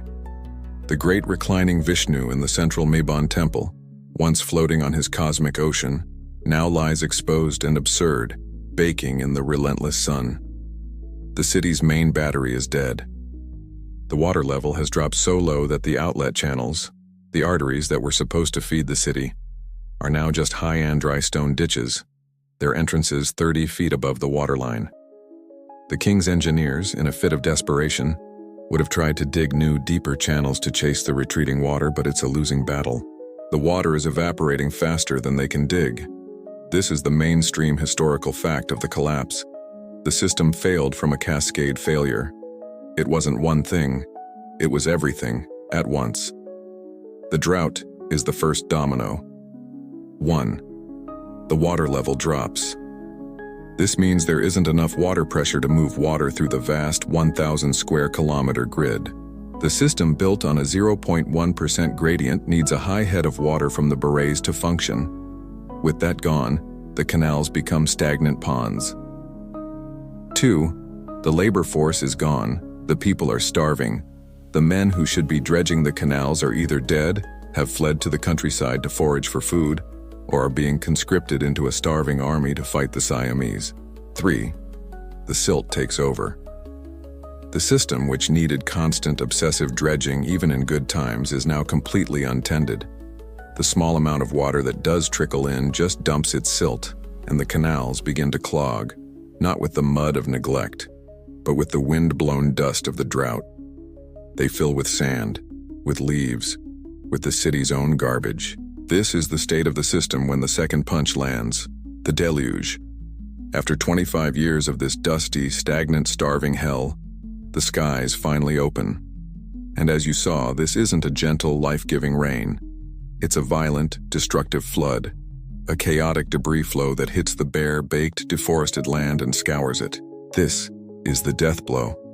The water, a raging torrent of mud and gravel, hits the canal system, which is already clogged. It's like trying to force a fire hose through a drinking straw. The system can't take it. The canals are plugged solid. The water leaps the banks, carving new destructive paths, breaching the dikes of the berets. The infrastructure is not just damaged, it is annihilated. Here's the quirky tidbit. The canals, which were the arteries of life, now become the vectors of death. This vast network of stagnant, mosquito-infested, garbage-filled water, interspersed with catastrophic flooding, would have been a paradise for disease. The city would have been ripped apart by malaria, by dysentery, by cholera. The water that fed the city was now poisoning it. It's a grim biological final act. The few who survived the drought, the floods, and the starvation were now faced with rampant, unstoppable pestilence. This is the great, unanswered question. Historians still argue whether the system after this one-two punch was repairable. Could a healthy, united, and motivated Khmer Empire have rebuilt? Or was the damage so total, so catastrophic, that the system was permanently broken? One side argues that the dikes could have been patched, the canals redug. It would have taken a generation, but it was possible. The other side, and this is the one that feels more real as you stand in the muck, argues that the floods had fundamentally changed the landscape. They had altered the subtle 0.1% gradient. They had buried the canals under 10 feet of gravel. To fix it wouldn't be repair. It would be a total from-scratch re-engineering of the entire plain, a task far greater than the original construction, all while being attacked by a powerful enemy. The machine wasn't just broken. Its schematics had been erased. The city is starving, the water is gone, and the water is everywhere. The system is a corpse. The God King is a fraud. The old faith is dead. The new faith tells you to leave. And all this time, the enemy to the west, Ayutthaya, has been watching, patiently. They watched the drought weaken the lion. They saw the floods break its legs. And now, they see a capital city that is undefended, starving, diseased, and psychologically shattered. The time for waiting is over. The sky is a sickly yellow, the air thick with the stench of the stagnant water that has drowned the city's plazas. You're huddled on the 26-foot-high laterite walls of Angkor Wat, the great fortress city of Jayavarman VII. You are, in a word, starving. You're weak with dysentery, your skin covered in mosquito welts from the foul standing water below. You look along the battlements, and your fellow soldiers are in the same state. Gaunt farmers, emaciated artisans, a handful of royal guards, all of them looking more like ghosts than a garrison. The God King is silent. The rituals have failed. The magical, protective power of the city, the divine mandate, it's all just a bad joke. And now, through the shimmering heat haze to the west, you see them. First, it's just a cloud of dust. Then the sound, a low rhythmic drumming that you feel in your chest. Then the glint of sun on 1,000 spear points. The army of Ayutthaya has arrived. They are not starving. They are not diseased. They are not demoralized. They are the mirror image of what the Khmer used to be. Young, powerful, organized, and absolutely ruthless. They are led by King Boromara Chathirat II, and he has come to finish this. The mainstream historical fact is this. In 1431, the Siamese kingdom of Ayutthaya, having watched Angkor weaken and tear itself apart for decades, launched the final definitive invasion. This wasn't a border raid to steal some rice and a few thousand villagers. This was a siege to break the capital, to extinguish the empire, to steal its soul. You watch from the wall as they make camp. It's a city in itself, sprawling across the plains that used to be your rice paddies, and they are organized. They begin to build siege engines, massive catapults, and trebuchets, and you realize with a cold, sinking horror, they look familiar. They are Khmer designs. The tactics they're using, the way they are organizing their assault, it's all based on the knowledge they have siphoned from Angkor for 100 years. From a century of kidnapping your engineers, your generals, your administrators, you are being besieged by your own reflection. The siege begins. Rocks the size of carriages, hurled from trebuchets, smash against the walls. They are aiming for the gates, the 5 great stone-faced gates of Angkor Wat.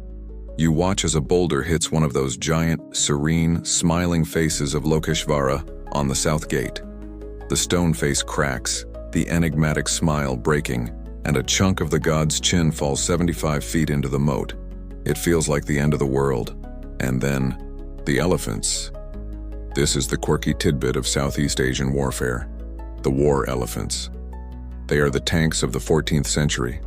You see them now, dozens of them, massive tuskers draped in leather armor, with wooden howdahs on their backs bristling with archers and spearmen.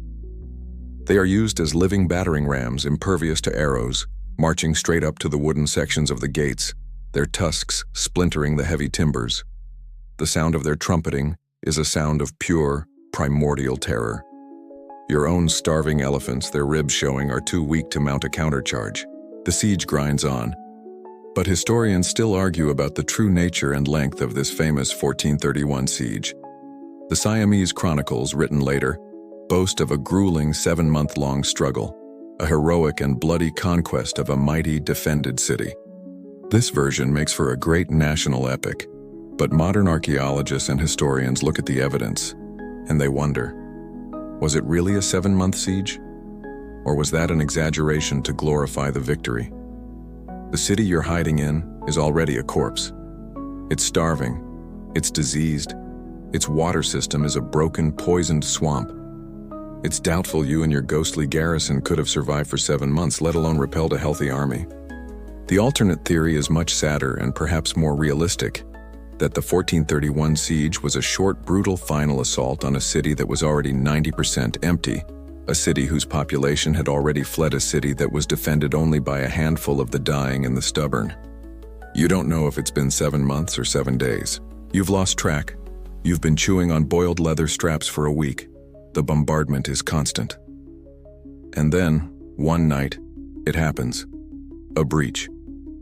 Not through the main wall, but a section near the Victory Gate that has been undermined, the laterite blocks collapsing into a ramp of rubble. A roar goes up from the Siamese camp. It's not a roar of triumph. It's a roar of hunger. The noise of 1,000 men promised the loot of a golden city. You see the first of them scramble over the rubble. They are not the disciplined soldiers you saw before. They are scavengers, their eyes wide. The siege is over. The sacking is about to begin. You drop your spear, which is just a sharpened piece of bamboo, and you melt into the shadows. Your only thought is not to fight, not to defend the God King. Your only thought is to run, to hide, to survive the night. The great city, Angkor Wat, has fallen. You don't run. There's nowhere to run. You just recede. You press yourself into the deep, carved shadows of a temple gallery, your heart a cold stone in your chest. The night is split open by screams, but they are not all screams of terror. There are screams of effort, of triumph. There is the splintering crack of heavy wood, the rhythmic thud, thud, thud of axes on doors, and then a new sound. A sound the city hasn't heard in a long time. The sound of a large, organized group of men all shouting the same thing. The army of Ayutthaya is inside the walls, and they are working. From your hiding spot, you watch them. This is not a chaotic mob. This is a plan.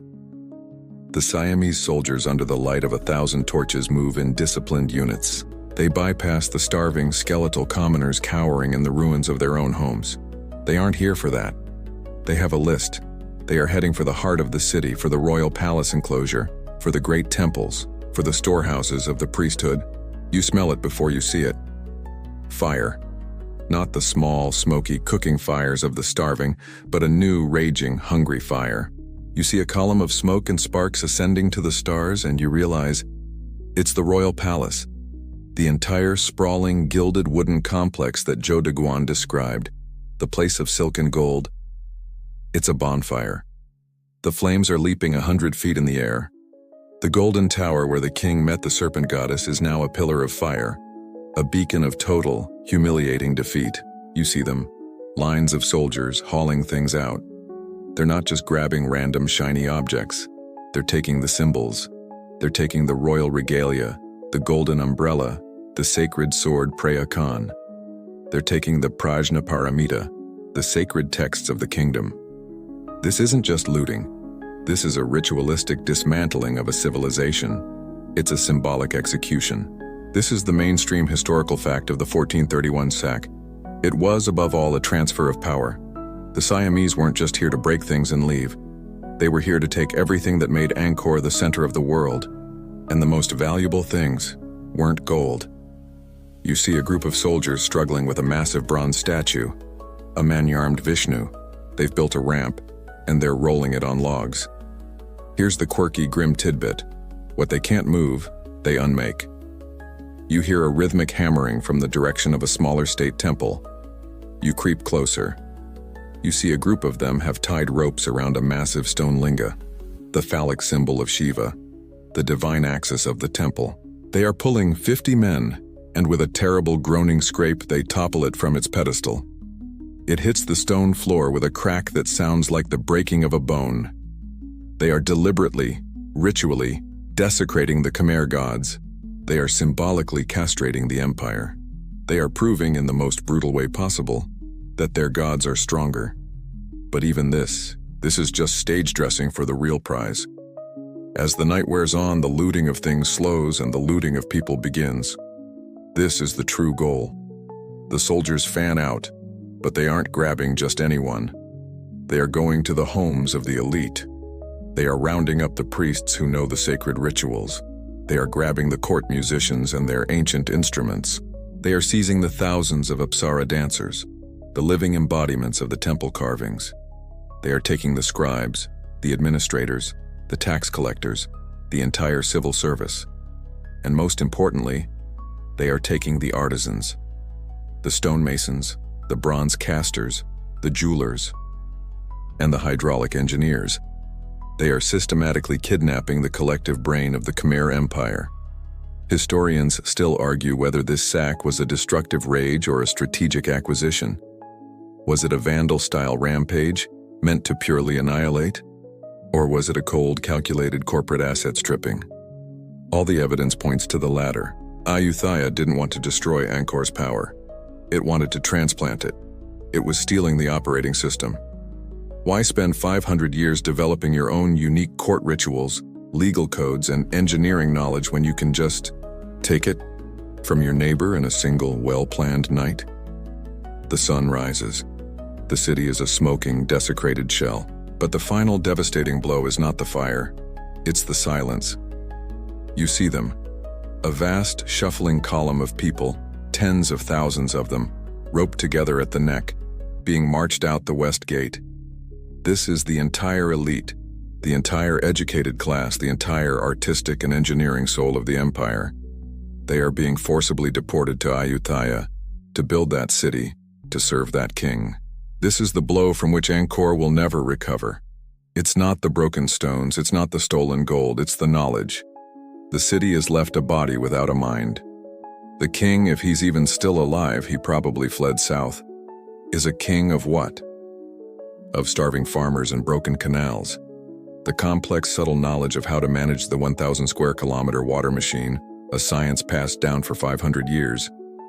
That knowledge is now walking, in chains, to the capital of the enemy. The city is not just defeated, it's been lobotomized. The sun is high. It's been days. You've emerged from the carved gallery where you were hiding, a ghost in your own city. The smoke has cleared, and the silence is absolute. It's not the silence of the jungle, that living, thrumming, insect-loud silence.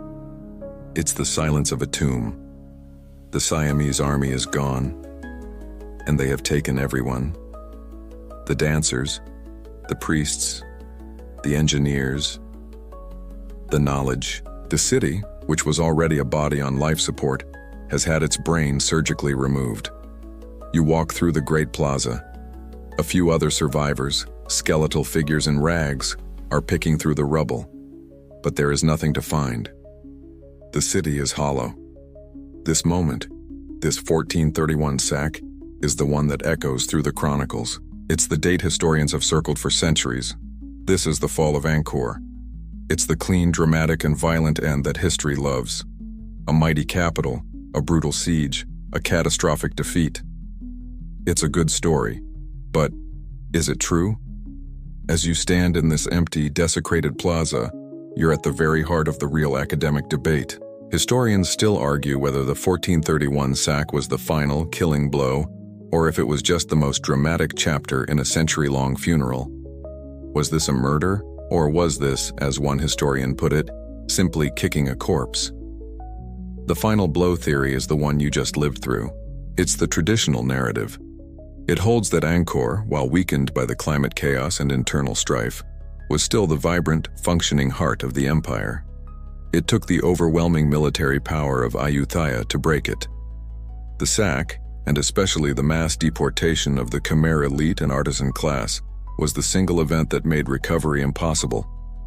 The city was lobotomized, as you saw, and a city without its engineers, priests, and administrators cannot function, and was thus abandoned. In this version, the war is the cause of the abandonment. But there is another theory, a more subtle and perhaps a more tragic one. This theory looks at all the evidence you've seen, the failing canals, the crippling droughts, the shift to Theravada Buddhism, and it suggests that Angkor was already dead. The abandonment had already started, decades before the Siamese army ever showed up. This is the mainstream historical fact that underpins this new theory. The capital did move. The Khmer court relocated, shifting its center of power south and east to more defensible, more commercially viable locations on the river systems, closer to the sea, near modern-day Phnom Penh. The question is when. The kick the corpse theory argues that the elite, the king, and the royal court, seeing their inland agrarian hydraulic dinosaur of a city failing, had already begun a managed retreat. They had already started to disinvest from Angkor, taking their wealth and their most important people with them. In this view, the 1431 siege wasn't a 7-month struggle against a mighty fortress. It was a raid on a prestigious, high-status, but mostly empty city. The Siamese didn't kidnap the entire elite. They captured the rump, the handful of priests and artisans who had been left behind to tend the old, sacred, but politically irrelevant temples. Here's the quirky tidbit that supports this. Archaeological survey of the city's residential areas, the places where people actually lived, suggests a significant population decline starting in the mid-14th century, long before the 1431 sack.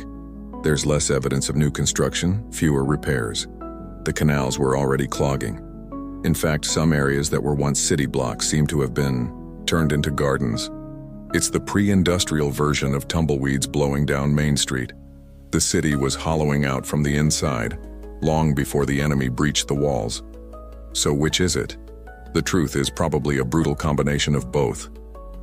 The city was in a terminal decline. The elite were already hedging their bets and moving south. But the 1431 sack was the final, vindictive and psychologically devastating punctuation mark. It was the moment that turned a slow retreat into a panicked rout. It was the final humiliating proof that the old gods were dead, the old city was undefended, and the old way of life was over. The 1431 sack may not have been the only reason to leave, but it was certainly the last and best one. You're standing in the smoking ruins of the royal palace. The ashes are cold. It's been weeks, maybe months, since the Siamese army left, dragging the mind and soul of your civilization behind them. The city is a vacuum. The great stone temples like Angkor Wat and the Bayon are still standing. They are too big to be toppled, but they are desecrated. The lingas are overturned. The statues are gone. The walls are blackened with the smoke of the burning palace. The physical city, or its skeleton, remains. So you have to ask yourself, why not rebuild? This is the question that hangs in the poisoned, stagnant air. Human beings are resilient. We rebuild. We've seen cities rise from the ashes 1,000 times. The stones are still here. The quarries are still in the hills. The great berets, though their dikes are breached and their beds are filled with gravel, are still there. The idea of them exists. A strong king, a united people. They could, in theory, dredge the canals, patch the dikes, and restart the machine. It would take a generation, but it's possible. But as you look around, you realize the true void isn't the empty canals or the stolen statues. It's the silence where the belief used to be. The engine of this empire wasn't stone or water. It was an idea. The idea of the Devaraja, the God King. And that idea is now finally and unequivocally dead. This is the mainstream historical fact of the collapse, the final, unrecoverable wound. The entire social contract of the Khmer Empire was a single cosmic bargain. The people gave their labor, their sons for the army, their backs for the canals, their hands for the quarries, and in exchange, The king, as a living god, guaranteed the order of the universe. He guaranteed the rains. He guaranteed the harvests. He guaranteed prosperity. And he guaranteed security from all enemies. Now you stand here and you tick off the list. For 30 years, the king failed to make the rains come. The drought proved him impotent. Then he failed to stop the floods. The deluge proved him incompetent. He failed to stop the sickness that came from the poisoned water. And finally, he failed to stop the Siamese. They had marched in, desecrated his gods, and burned his house to the ground. The 1431 sack was not just a military defeat. It was a theological execution. It was the final, brutal, public proof that the old gods and the king who channeled them were a lie. The bargain was broken. The king was not a god. He was just a man in a burning wooden house who had failed at his one and only job. Into this absolute crisis of faith, this spiritual black hole, comes the one idea that has been quietly, patiently growing for 2 centuries. Theravada Buddhism. It is no longer a fringe movement or a quiet alternative. It is now the only thing left that makes any sense. Think about what it offers. The God King cult was a top-down, centralized, high-investment, high-failure system. It demanded 1 million people to build a single brittle machine that had now catastrophically failed. Theravada Buddhism is the opposite. It is decentralized. It is personal. It is resilient. It tells you that your salvation does not depend on a king. It does not depend on a 5-mile-long beret. It depends on you, on your own actions, your own karma. It's a low overhead, high-return faith for a broken, impoverished world. You don't need to move 1 million tons of stone. You just need to build a simple wooden wat in your village and give a scoop of rice to a monk in the morning. It offers a path to grace that cannot be broken by a drought and cannot be stolen by an army. Historians still argue whether the rise of Theravada Buddhism was the cause of the collapse, by eroding the labor force before the fall, or if it was the result of it, a new belief system adopted by survivors after the state failed. But at this point, it doesn't matter. It is a self-perpetuating cycle. The old faith is dead, and the new faith explicitly tells you not to rebuild the old system. Why would you? Why would you go back to serving a failed god, to rebuilding a machine that brought only starvation and death? Here's the quirky tidbit. The very idea of kingship survived, but it was hollowed out and rebuilt. The later Khmer kings, the ones who would rule from the new capitals to the south, were no longer Devarajas. They were Dhammarajas, kings of the Dharma, or the Buddhist law. Their new sacred duty wasn't to manage the cosmos and merge with Shiva. It was to be the chief patron of the Buddhist Sangha, the community of monks. They had exchanged the divine crown for a holy begging bowl. You look up at the 5 towers of Angkor Wat, looming on the horizon. It is no longer the center of the universe, it's a relic. It's a giant, magnificent, haunted tombstone for a god who is dead. There is no spiritual will, no political will, and no physical ability to restart this city. The belief is gone. And because the belief is gone, the city is just geography. And it is very, very bad geography. You are one of the survivors. Maybe you're not a great noble, but you were someone of consequence. A minor priest, a scribe, a military captain. You have a family. You have, unlike the poor farmers, the means to make a choice. And you are standing in this dead city, this hollow monument to a failed god. The spiritual will to rebuild is gone. The new faith of Theravada Buddhism tells you to focus on your own karma, not the king's cosmos. The physical ability is gone. The engineers are in Ayutthaya. And now, you're faced with the cold, hard, practical question. What is the smart move? You look around. Your city is a graveyard of stones in a poisoned swamp. It has no food. It has no army. It is 1,000 square kilometers of kick me sign, aimed squarely at the Siamese border. Staying here is not an act of loyalty. It is an act of suicide. It is, to be blunt, a bad investment. And all this time, you've been hearing whispers, rumors from the south, news carried by traders and monks of the new capitals. The king, Ponhayat, the one who ruled during the final agonizing fall, has already fled. He hasn't just run into the jungle to hide. He has relocated. He has established a new court, far to the south, on the banks of the great rivers, near a place called Phnom Penh, and he is not alone. The entire surviving elite, the merchants, the wealthy, the families who saw the writing on the wall long before the 1431 sack, they are already there. This is the great, undramatic, and logical exodus. This is the mainstream historical fact of the fall. It wasn't so much a fall as a relocation of the capital. The heart of the Khmer Empire wasn't extinguished, it was transplanted. The elite, the nobility, the entire administrative and commercial class simply left. They followed their king, their money, and their future, south. You decide to join them. You gather what little you have, some salvaged grain, a few pieces of gold you hid from the Siamese looters, and you begin the long trek south. And as you travel, you realize why. The pull of the south is even stronger than the push from Angkor. First, it's safer. These new capitals, Lovek, Udong, and eventually Phnom Penh, are not sprawling, symbolic, open-air cosmological diagrams. They are pragmatic, defensible positions. They are on hills or at crucial river junctions, protected by moats and tighter, smaller walls. They are cities built to survive a Siamese attack, not to map the heavens. Second, it's the food. You're walking into the Mekong Delta. This is one of the most effortlessly fertile regions on Earth. It's a land of wet rice agriculture. It doesn't need a million-man, high-maintenance, brittle irrigation system.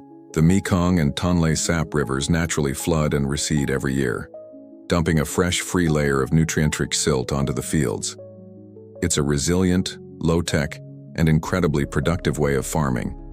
It's a food supply that can't be broken by a drought or a clogged canal. And third, and this is the big one, you realize the entire world has changed. Angkor, your old home, was an inland agrarian city. Its entire economy was based on one thing: rice. It was isolated, introspective. But the new capitals in the south, they are on the river. They are on the highway to the world. Here's the quirky tidbit.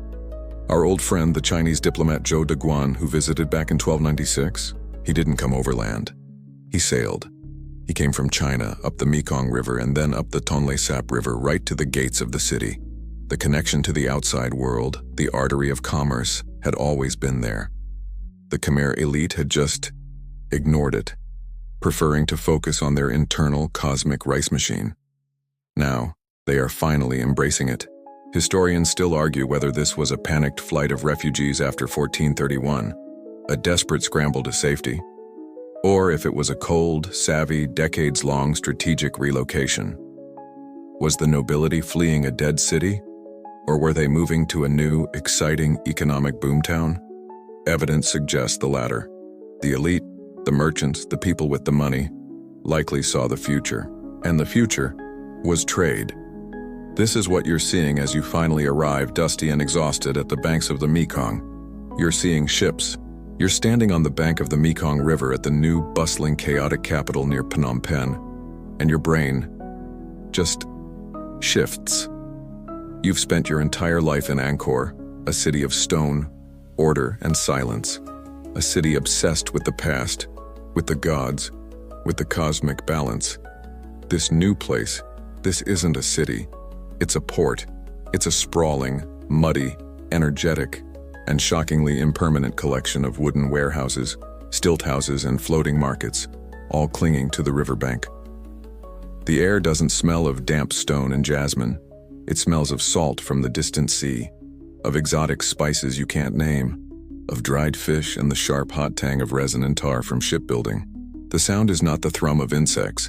It's the shouting of boatmen in a half-dozen languages, the hammering of carpenters, the rumble of goods being rolled in barrels. You are seeing in real time the mainstream historical fact that defines this entire era, the Great Maritime Trade Shift. The 14th and 15th centuries saw an explosion of seaborne commerce. The world was waking up. The Ming dynasty in China was hungry for exotic goods. Muslim traders from India and the Persian Gulf had established networks all across the Spice Islands. The old Silk Road was being bypassed by the new, let's call it, the Silk Sea. And power, real, tangible, monetary power, was no longer just about how much rice you could conscript from your farmers. It was about how many ships were tied to your docks. Angkor, your magnificent, glorious inland home, was a 1,000 square kilometer logistical nightmare. It was a landlocked dinosaur. To get goods from Angkor to the sea, you had to haul them to the Tonle Sap, get them on a shallow draft riverboat, navigate 75 miles to the Mekong, then travel another 150 miles south just to reach the coast. It was slow, it was expensive, it was inefficient. This new city, Phnom Penh, is built at the Chatamuk, the Four Faces, the perfect X-shaped intersection of the Mekong, the Basak, and the Tonle Sap rivers. It is the artery. It's a customs house, a toll booth, and a gas station for the entire region, all in one. Here's the quirky tidbit about what they were trading. You're watching a ship being loaded, and it's not gold, it's not rice, it's wood. Stacks and stacks of it. But not just any wood.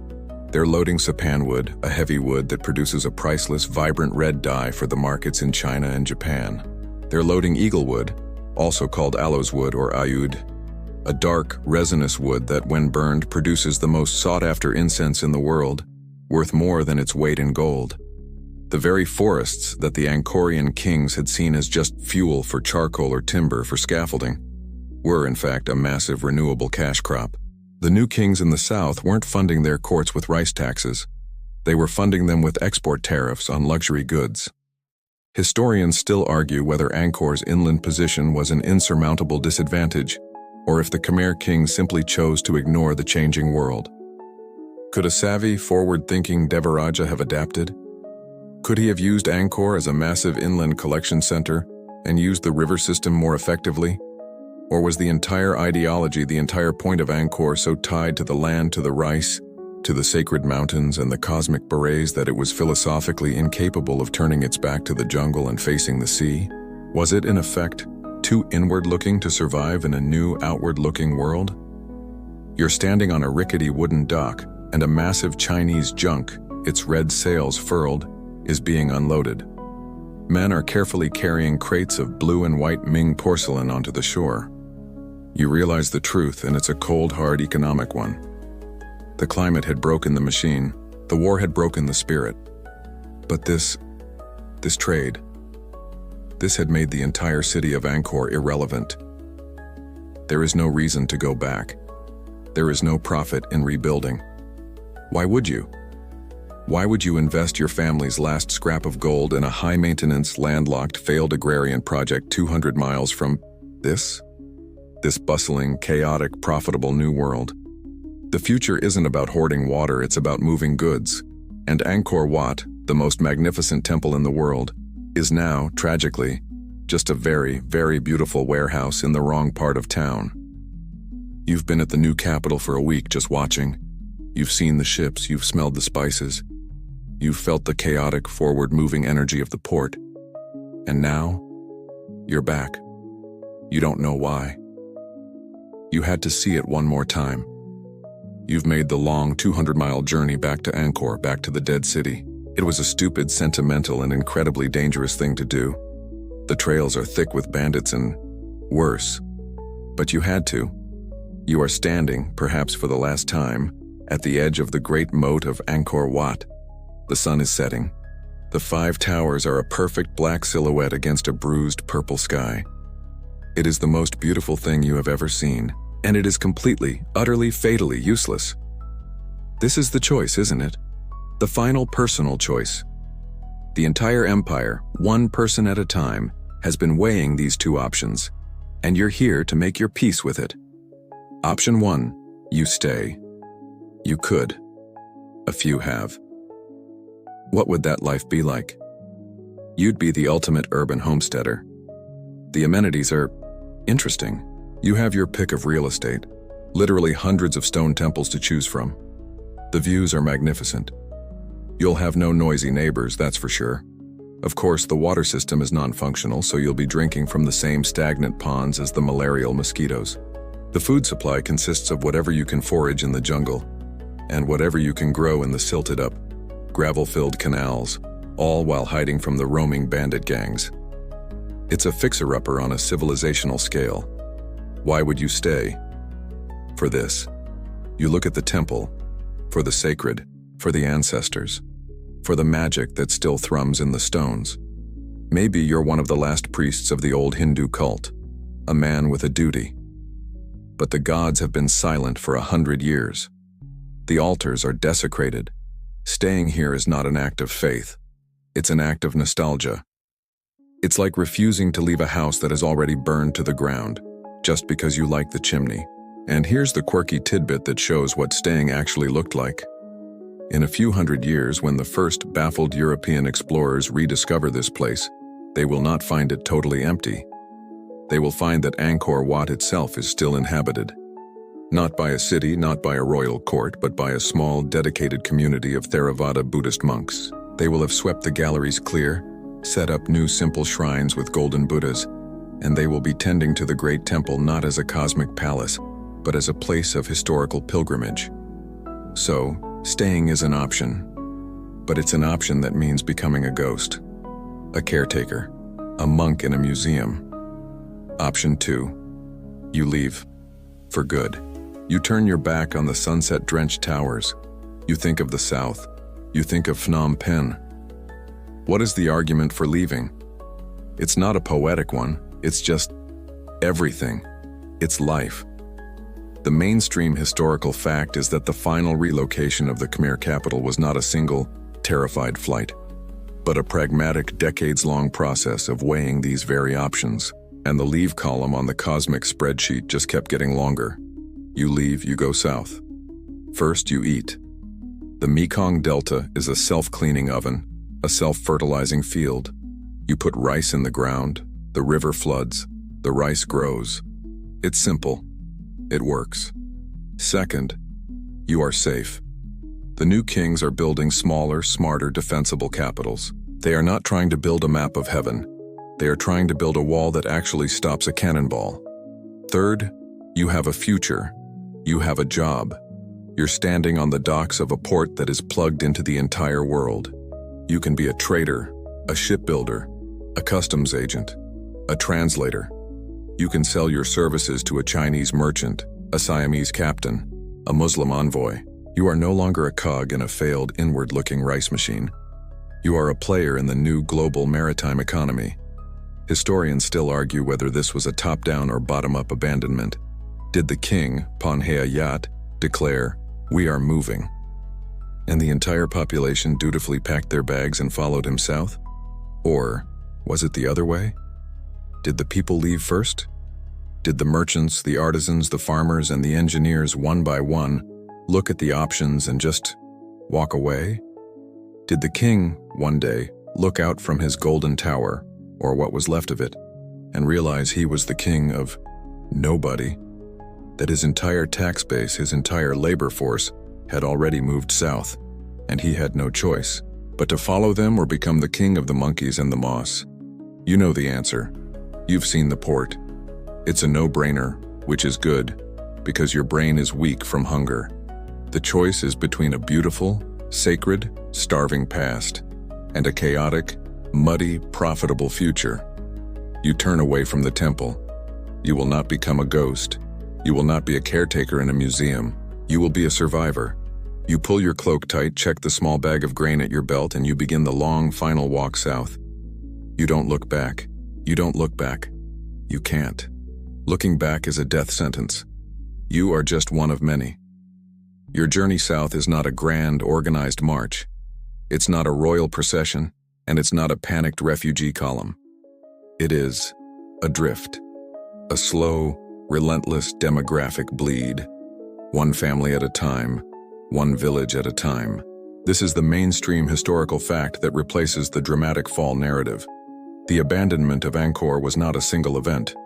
It was a great slow emigration, a hollowing out that took the better part of a century. The 1431 sack, as brutal as it was, wasn't the cause of the exodus. It was just the final violent "you don't have to go home, but you can't stay here" signal from the universe. You're on the trail, which is already half overgrown. You pass other families. Some are heading south, like you, their faces set with a grim, pragmatic hope. Others are just moving. Anywhere. Moving 20 miles east to a patch of land that still has a working well. moving 10 miles north deeper into the Kulin foothills to forage for yams. The great centralized city is atomizing, breaking apart into 1,000 tiny, desperate pieces. You pass a small, abandoned village. The only inhabitants are an extremely self-satisfied family of monkeys who are sitting on the roof of the headman's house, cheerfully grooming each other. They look at you with the profound, unbothered disdain of new homeowners for the previous, failed tenants. This is how the city died. Not in a single fiery night of conquest, but in a million quiet, logical, heartbreaking decisions. The decision of a farmer to stop dredging the canal that hadn't held water in a decade.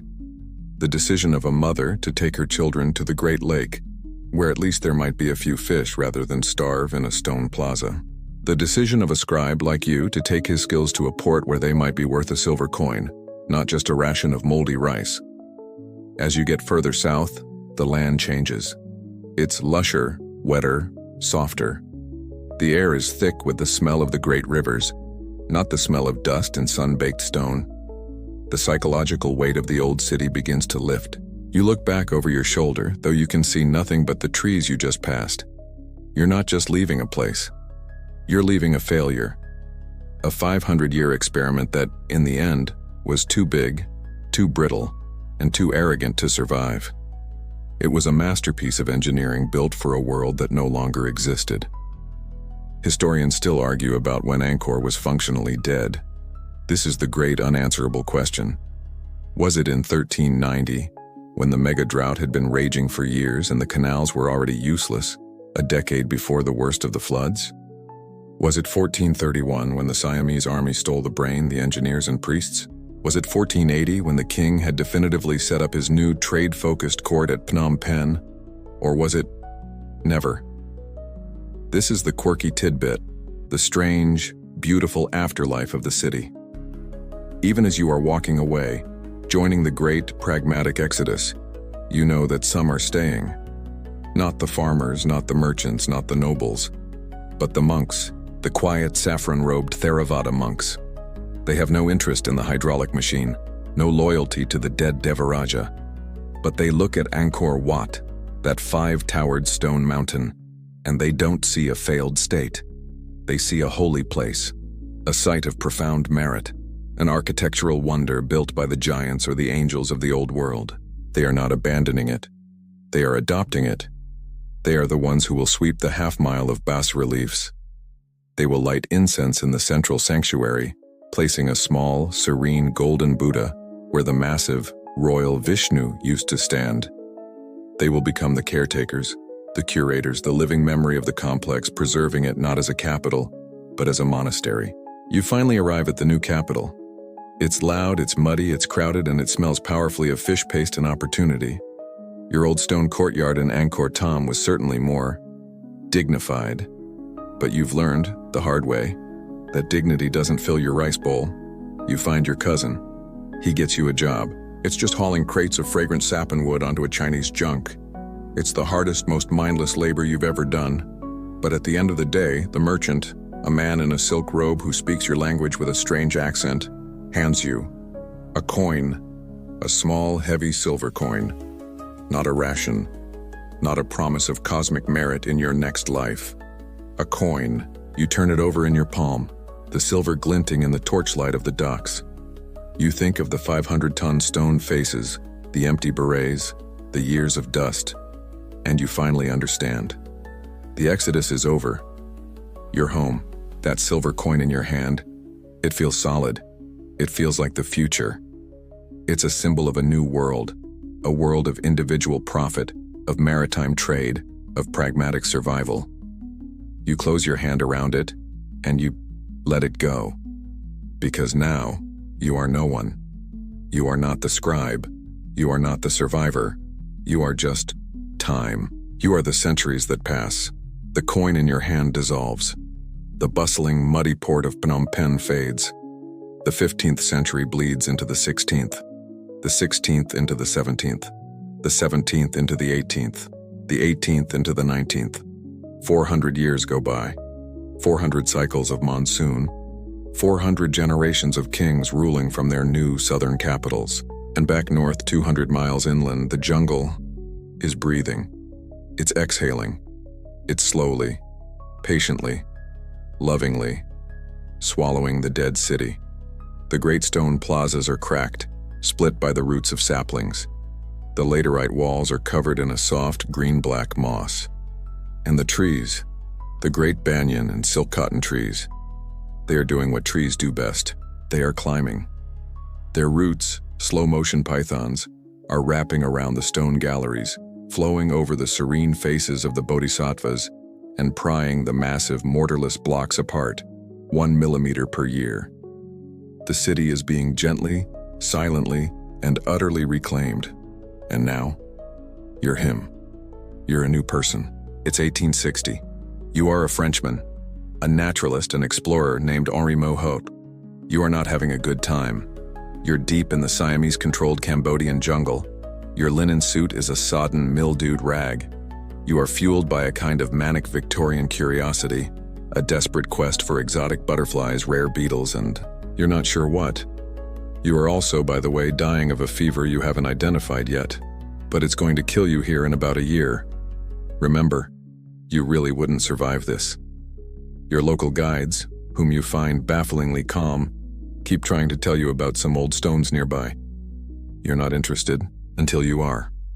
You hack your way through a final wall of vines, you swat a mosquito the size of your thumb from your ear, and you stop. You are staring at a 600-foot wide moat, a stone causeway, and 5 towers that look like the crowns of forgotten gods, piercing the jungle canopy. You are staring at Angkor Wat. This is the mainstream historical fact.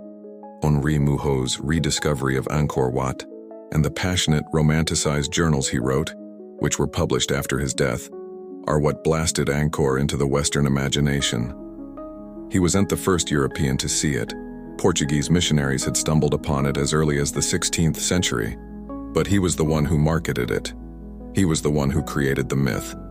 You walk, your mind completely blown. You write in your journal that this is a structure grander than anything left to us by Greece or Rome.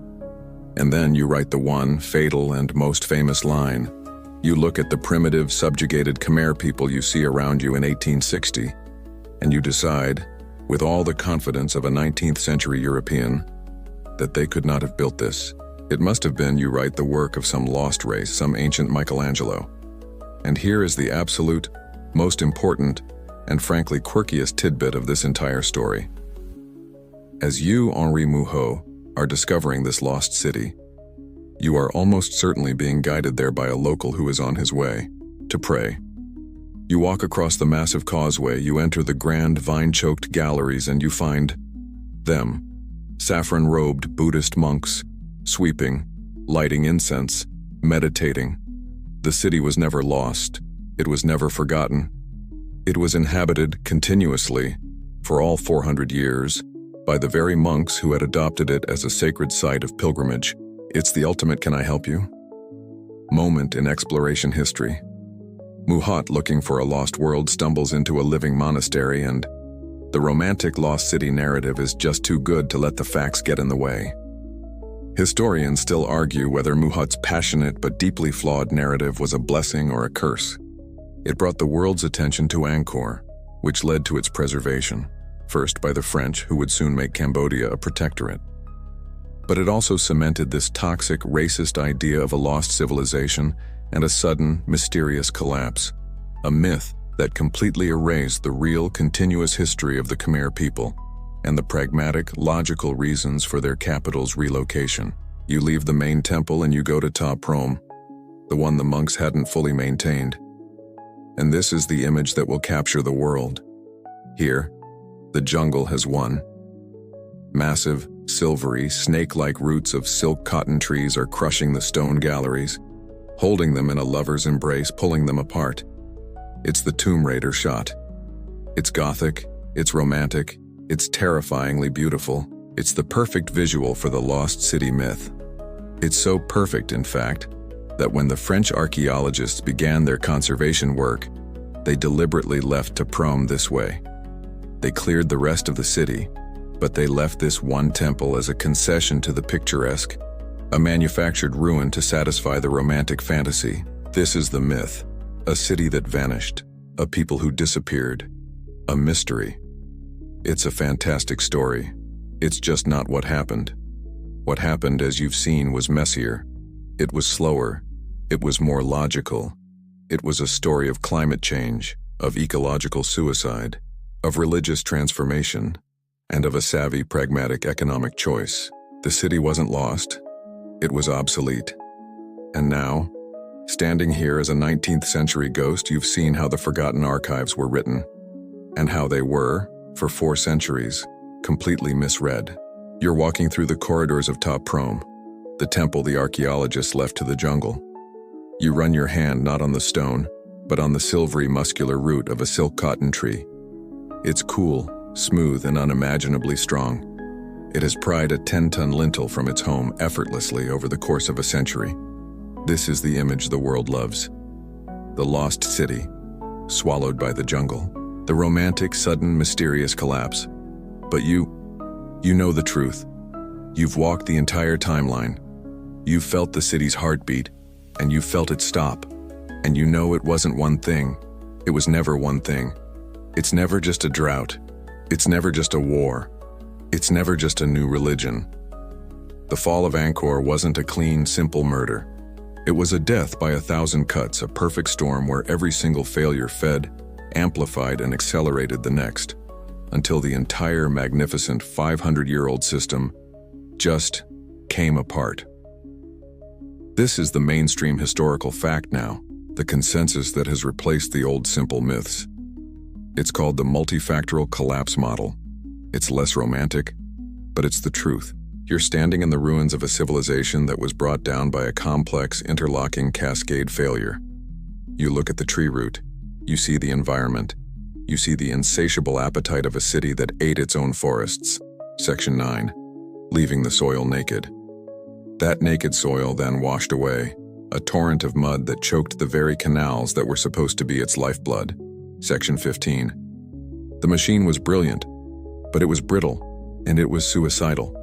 It was a high-maintenance marvel that demanded constant, obsessive dredging, a war against mud that the empire eventually was guaranteed to lose. You look up at a half-toppled tower, a 4-faced Lokeshvara, the God King's smiling, serene face, Section 3, and you see the ideology. The entire, massive, labor-intensive system was built on a single, arrogant idea, that the king was a god and that he could control the cosmos, Section 4. This belief was the glue that held the million-man workforce together. But when the climate changed, the glue dissolved. The king prayed for rain, and the sky gave him dust, Section 11. He prayed for the floods to stop and the dikes burst, Section 12. The god was proven to be a fraud, and into that vacuum of faith came the quiet, simple, powerful message of the Theravada Buddhist monks, Section 8. They offered a new path, a personal salvation that didn't depend on a failed king or a broken water machine. They didn't cause the collapse. They just gave everyone an exit strategy, Section 19. They offered a perfectly logical reason to just walk away. You hear in the rustle of the leaves the sound of marching feet. The enemy, Ayutthaya, Section 10. The young, hungry, ruthless rival on the border who watched this great sick lion weaken, and then it pounced. The 1431 sack wasn't the cause of death. It was the undertaker. It was the final, humiliating asset-stripping raid that stole the city's brain, the engineers, the priests, the artists, making any hope of recovery impossible, Section 17. And finally, you feel it in your bones. The reason no one came back, the economy. The world had simply changed. It had turned its back on the inland, agrarian, rice-based empires and had fallen in love with the sea. The new capitals, the ports on the Mekong, Section 21, were where the money was. The future was in pepper and sapanwood, in Chinese junks and silver coins. Angkor Wat, the most glorious building on earth, was just a beautiful, sacred, high-maintenance relic. In the wrong neighborhood, Section 22. Historians today no longer really argue if it was all these factors. They just argue about the weight. How much was climate? 40%. How much was the war? 20%? How much was the religious shift? It's a pointless, sterile debate. The answer is 100% of all of them. Each one was a gear in the doomsday machine, and they all clicked into place at the same terrible time. Here's the final, quirky tidbit. The modern Echo, that hydraulic system, that 1,000 square kilometer machine, was designed to manage a specific amount of water in a specific, predictable rhythm. When that rhythm broke, the city died. Today, modern Cambodia and the entire Mekong region is facing a climate that is becoming unstable, new intense droughts, new chaotic floods. As the glaciers in Tibet melt, the Great Lake, the Tonle Sap, the heart of the nation's food supply, its pulse is becoming irregular for the first time in centuries. The echoes in these stones are not history. They are a warning. You stop. You've been looking at the grand cosmic picture. The wars, the climate, the gods. You crouch down. On the wall, just at knee level, is a small, perfect carving. It's not a god. It's not a king. It's just a small, plump-cheeked Apsara, a celestial dancer. She is smiling that same serene 900-year-old smile. She saw the god kings come. She saw the silt. She saw the droughts. She saw the Siamese soldiers. She saw the monks. She saw the jungle. And now she sees you. She is the final forgotten archive. And her stone-carved, silent, gentle smile is the only mystery that really matters. She endures. Begin 300-word wind down. And now, you can let her go. You can let all of it go. The air in the corridor is cool and still. The sun has dipped below the horizon, and that soft gray twilight quiet has settled over the stones. The electric thrum of the insects, which you first heard when you arrived, begins to rise again. A sound so constant it becomes a kind of silence, the breathing of the jungle itself. You can let go of the wars and the kings. You can let go of the droughts and the floods and the suffocating, complex weight of history. It's all just stone. It's all just memory. And it's time to rest. You've walked 900 years. You've seen a universe rise in the jungle, and you've seen it gently, logically, and completely dissolve. There is no mystery left to solve. There is only the beauty of the stone and the soft, silver light of the moon rising over the 5 towers. The stone is cool. The air is soft. And as you let the last image fade, the smile of that one small dancer, you feel the tension just release. You can close your eyes. The story is over. The archive is closed.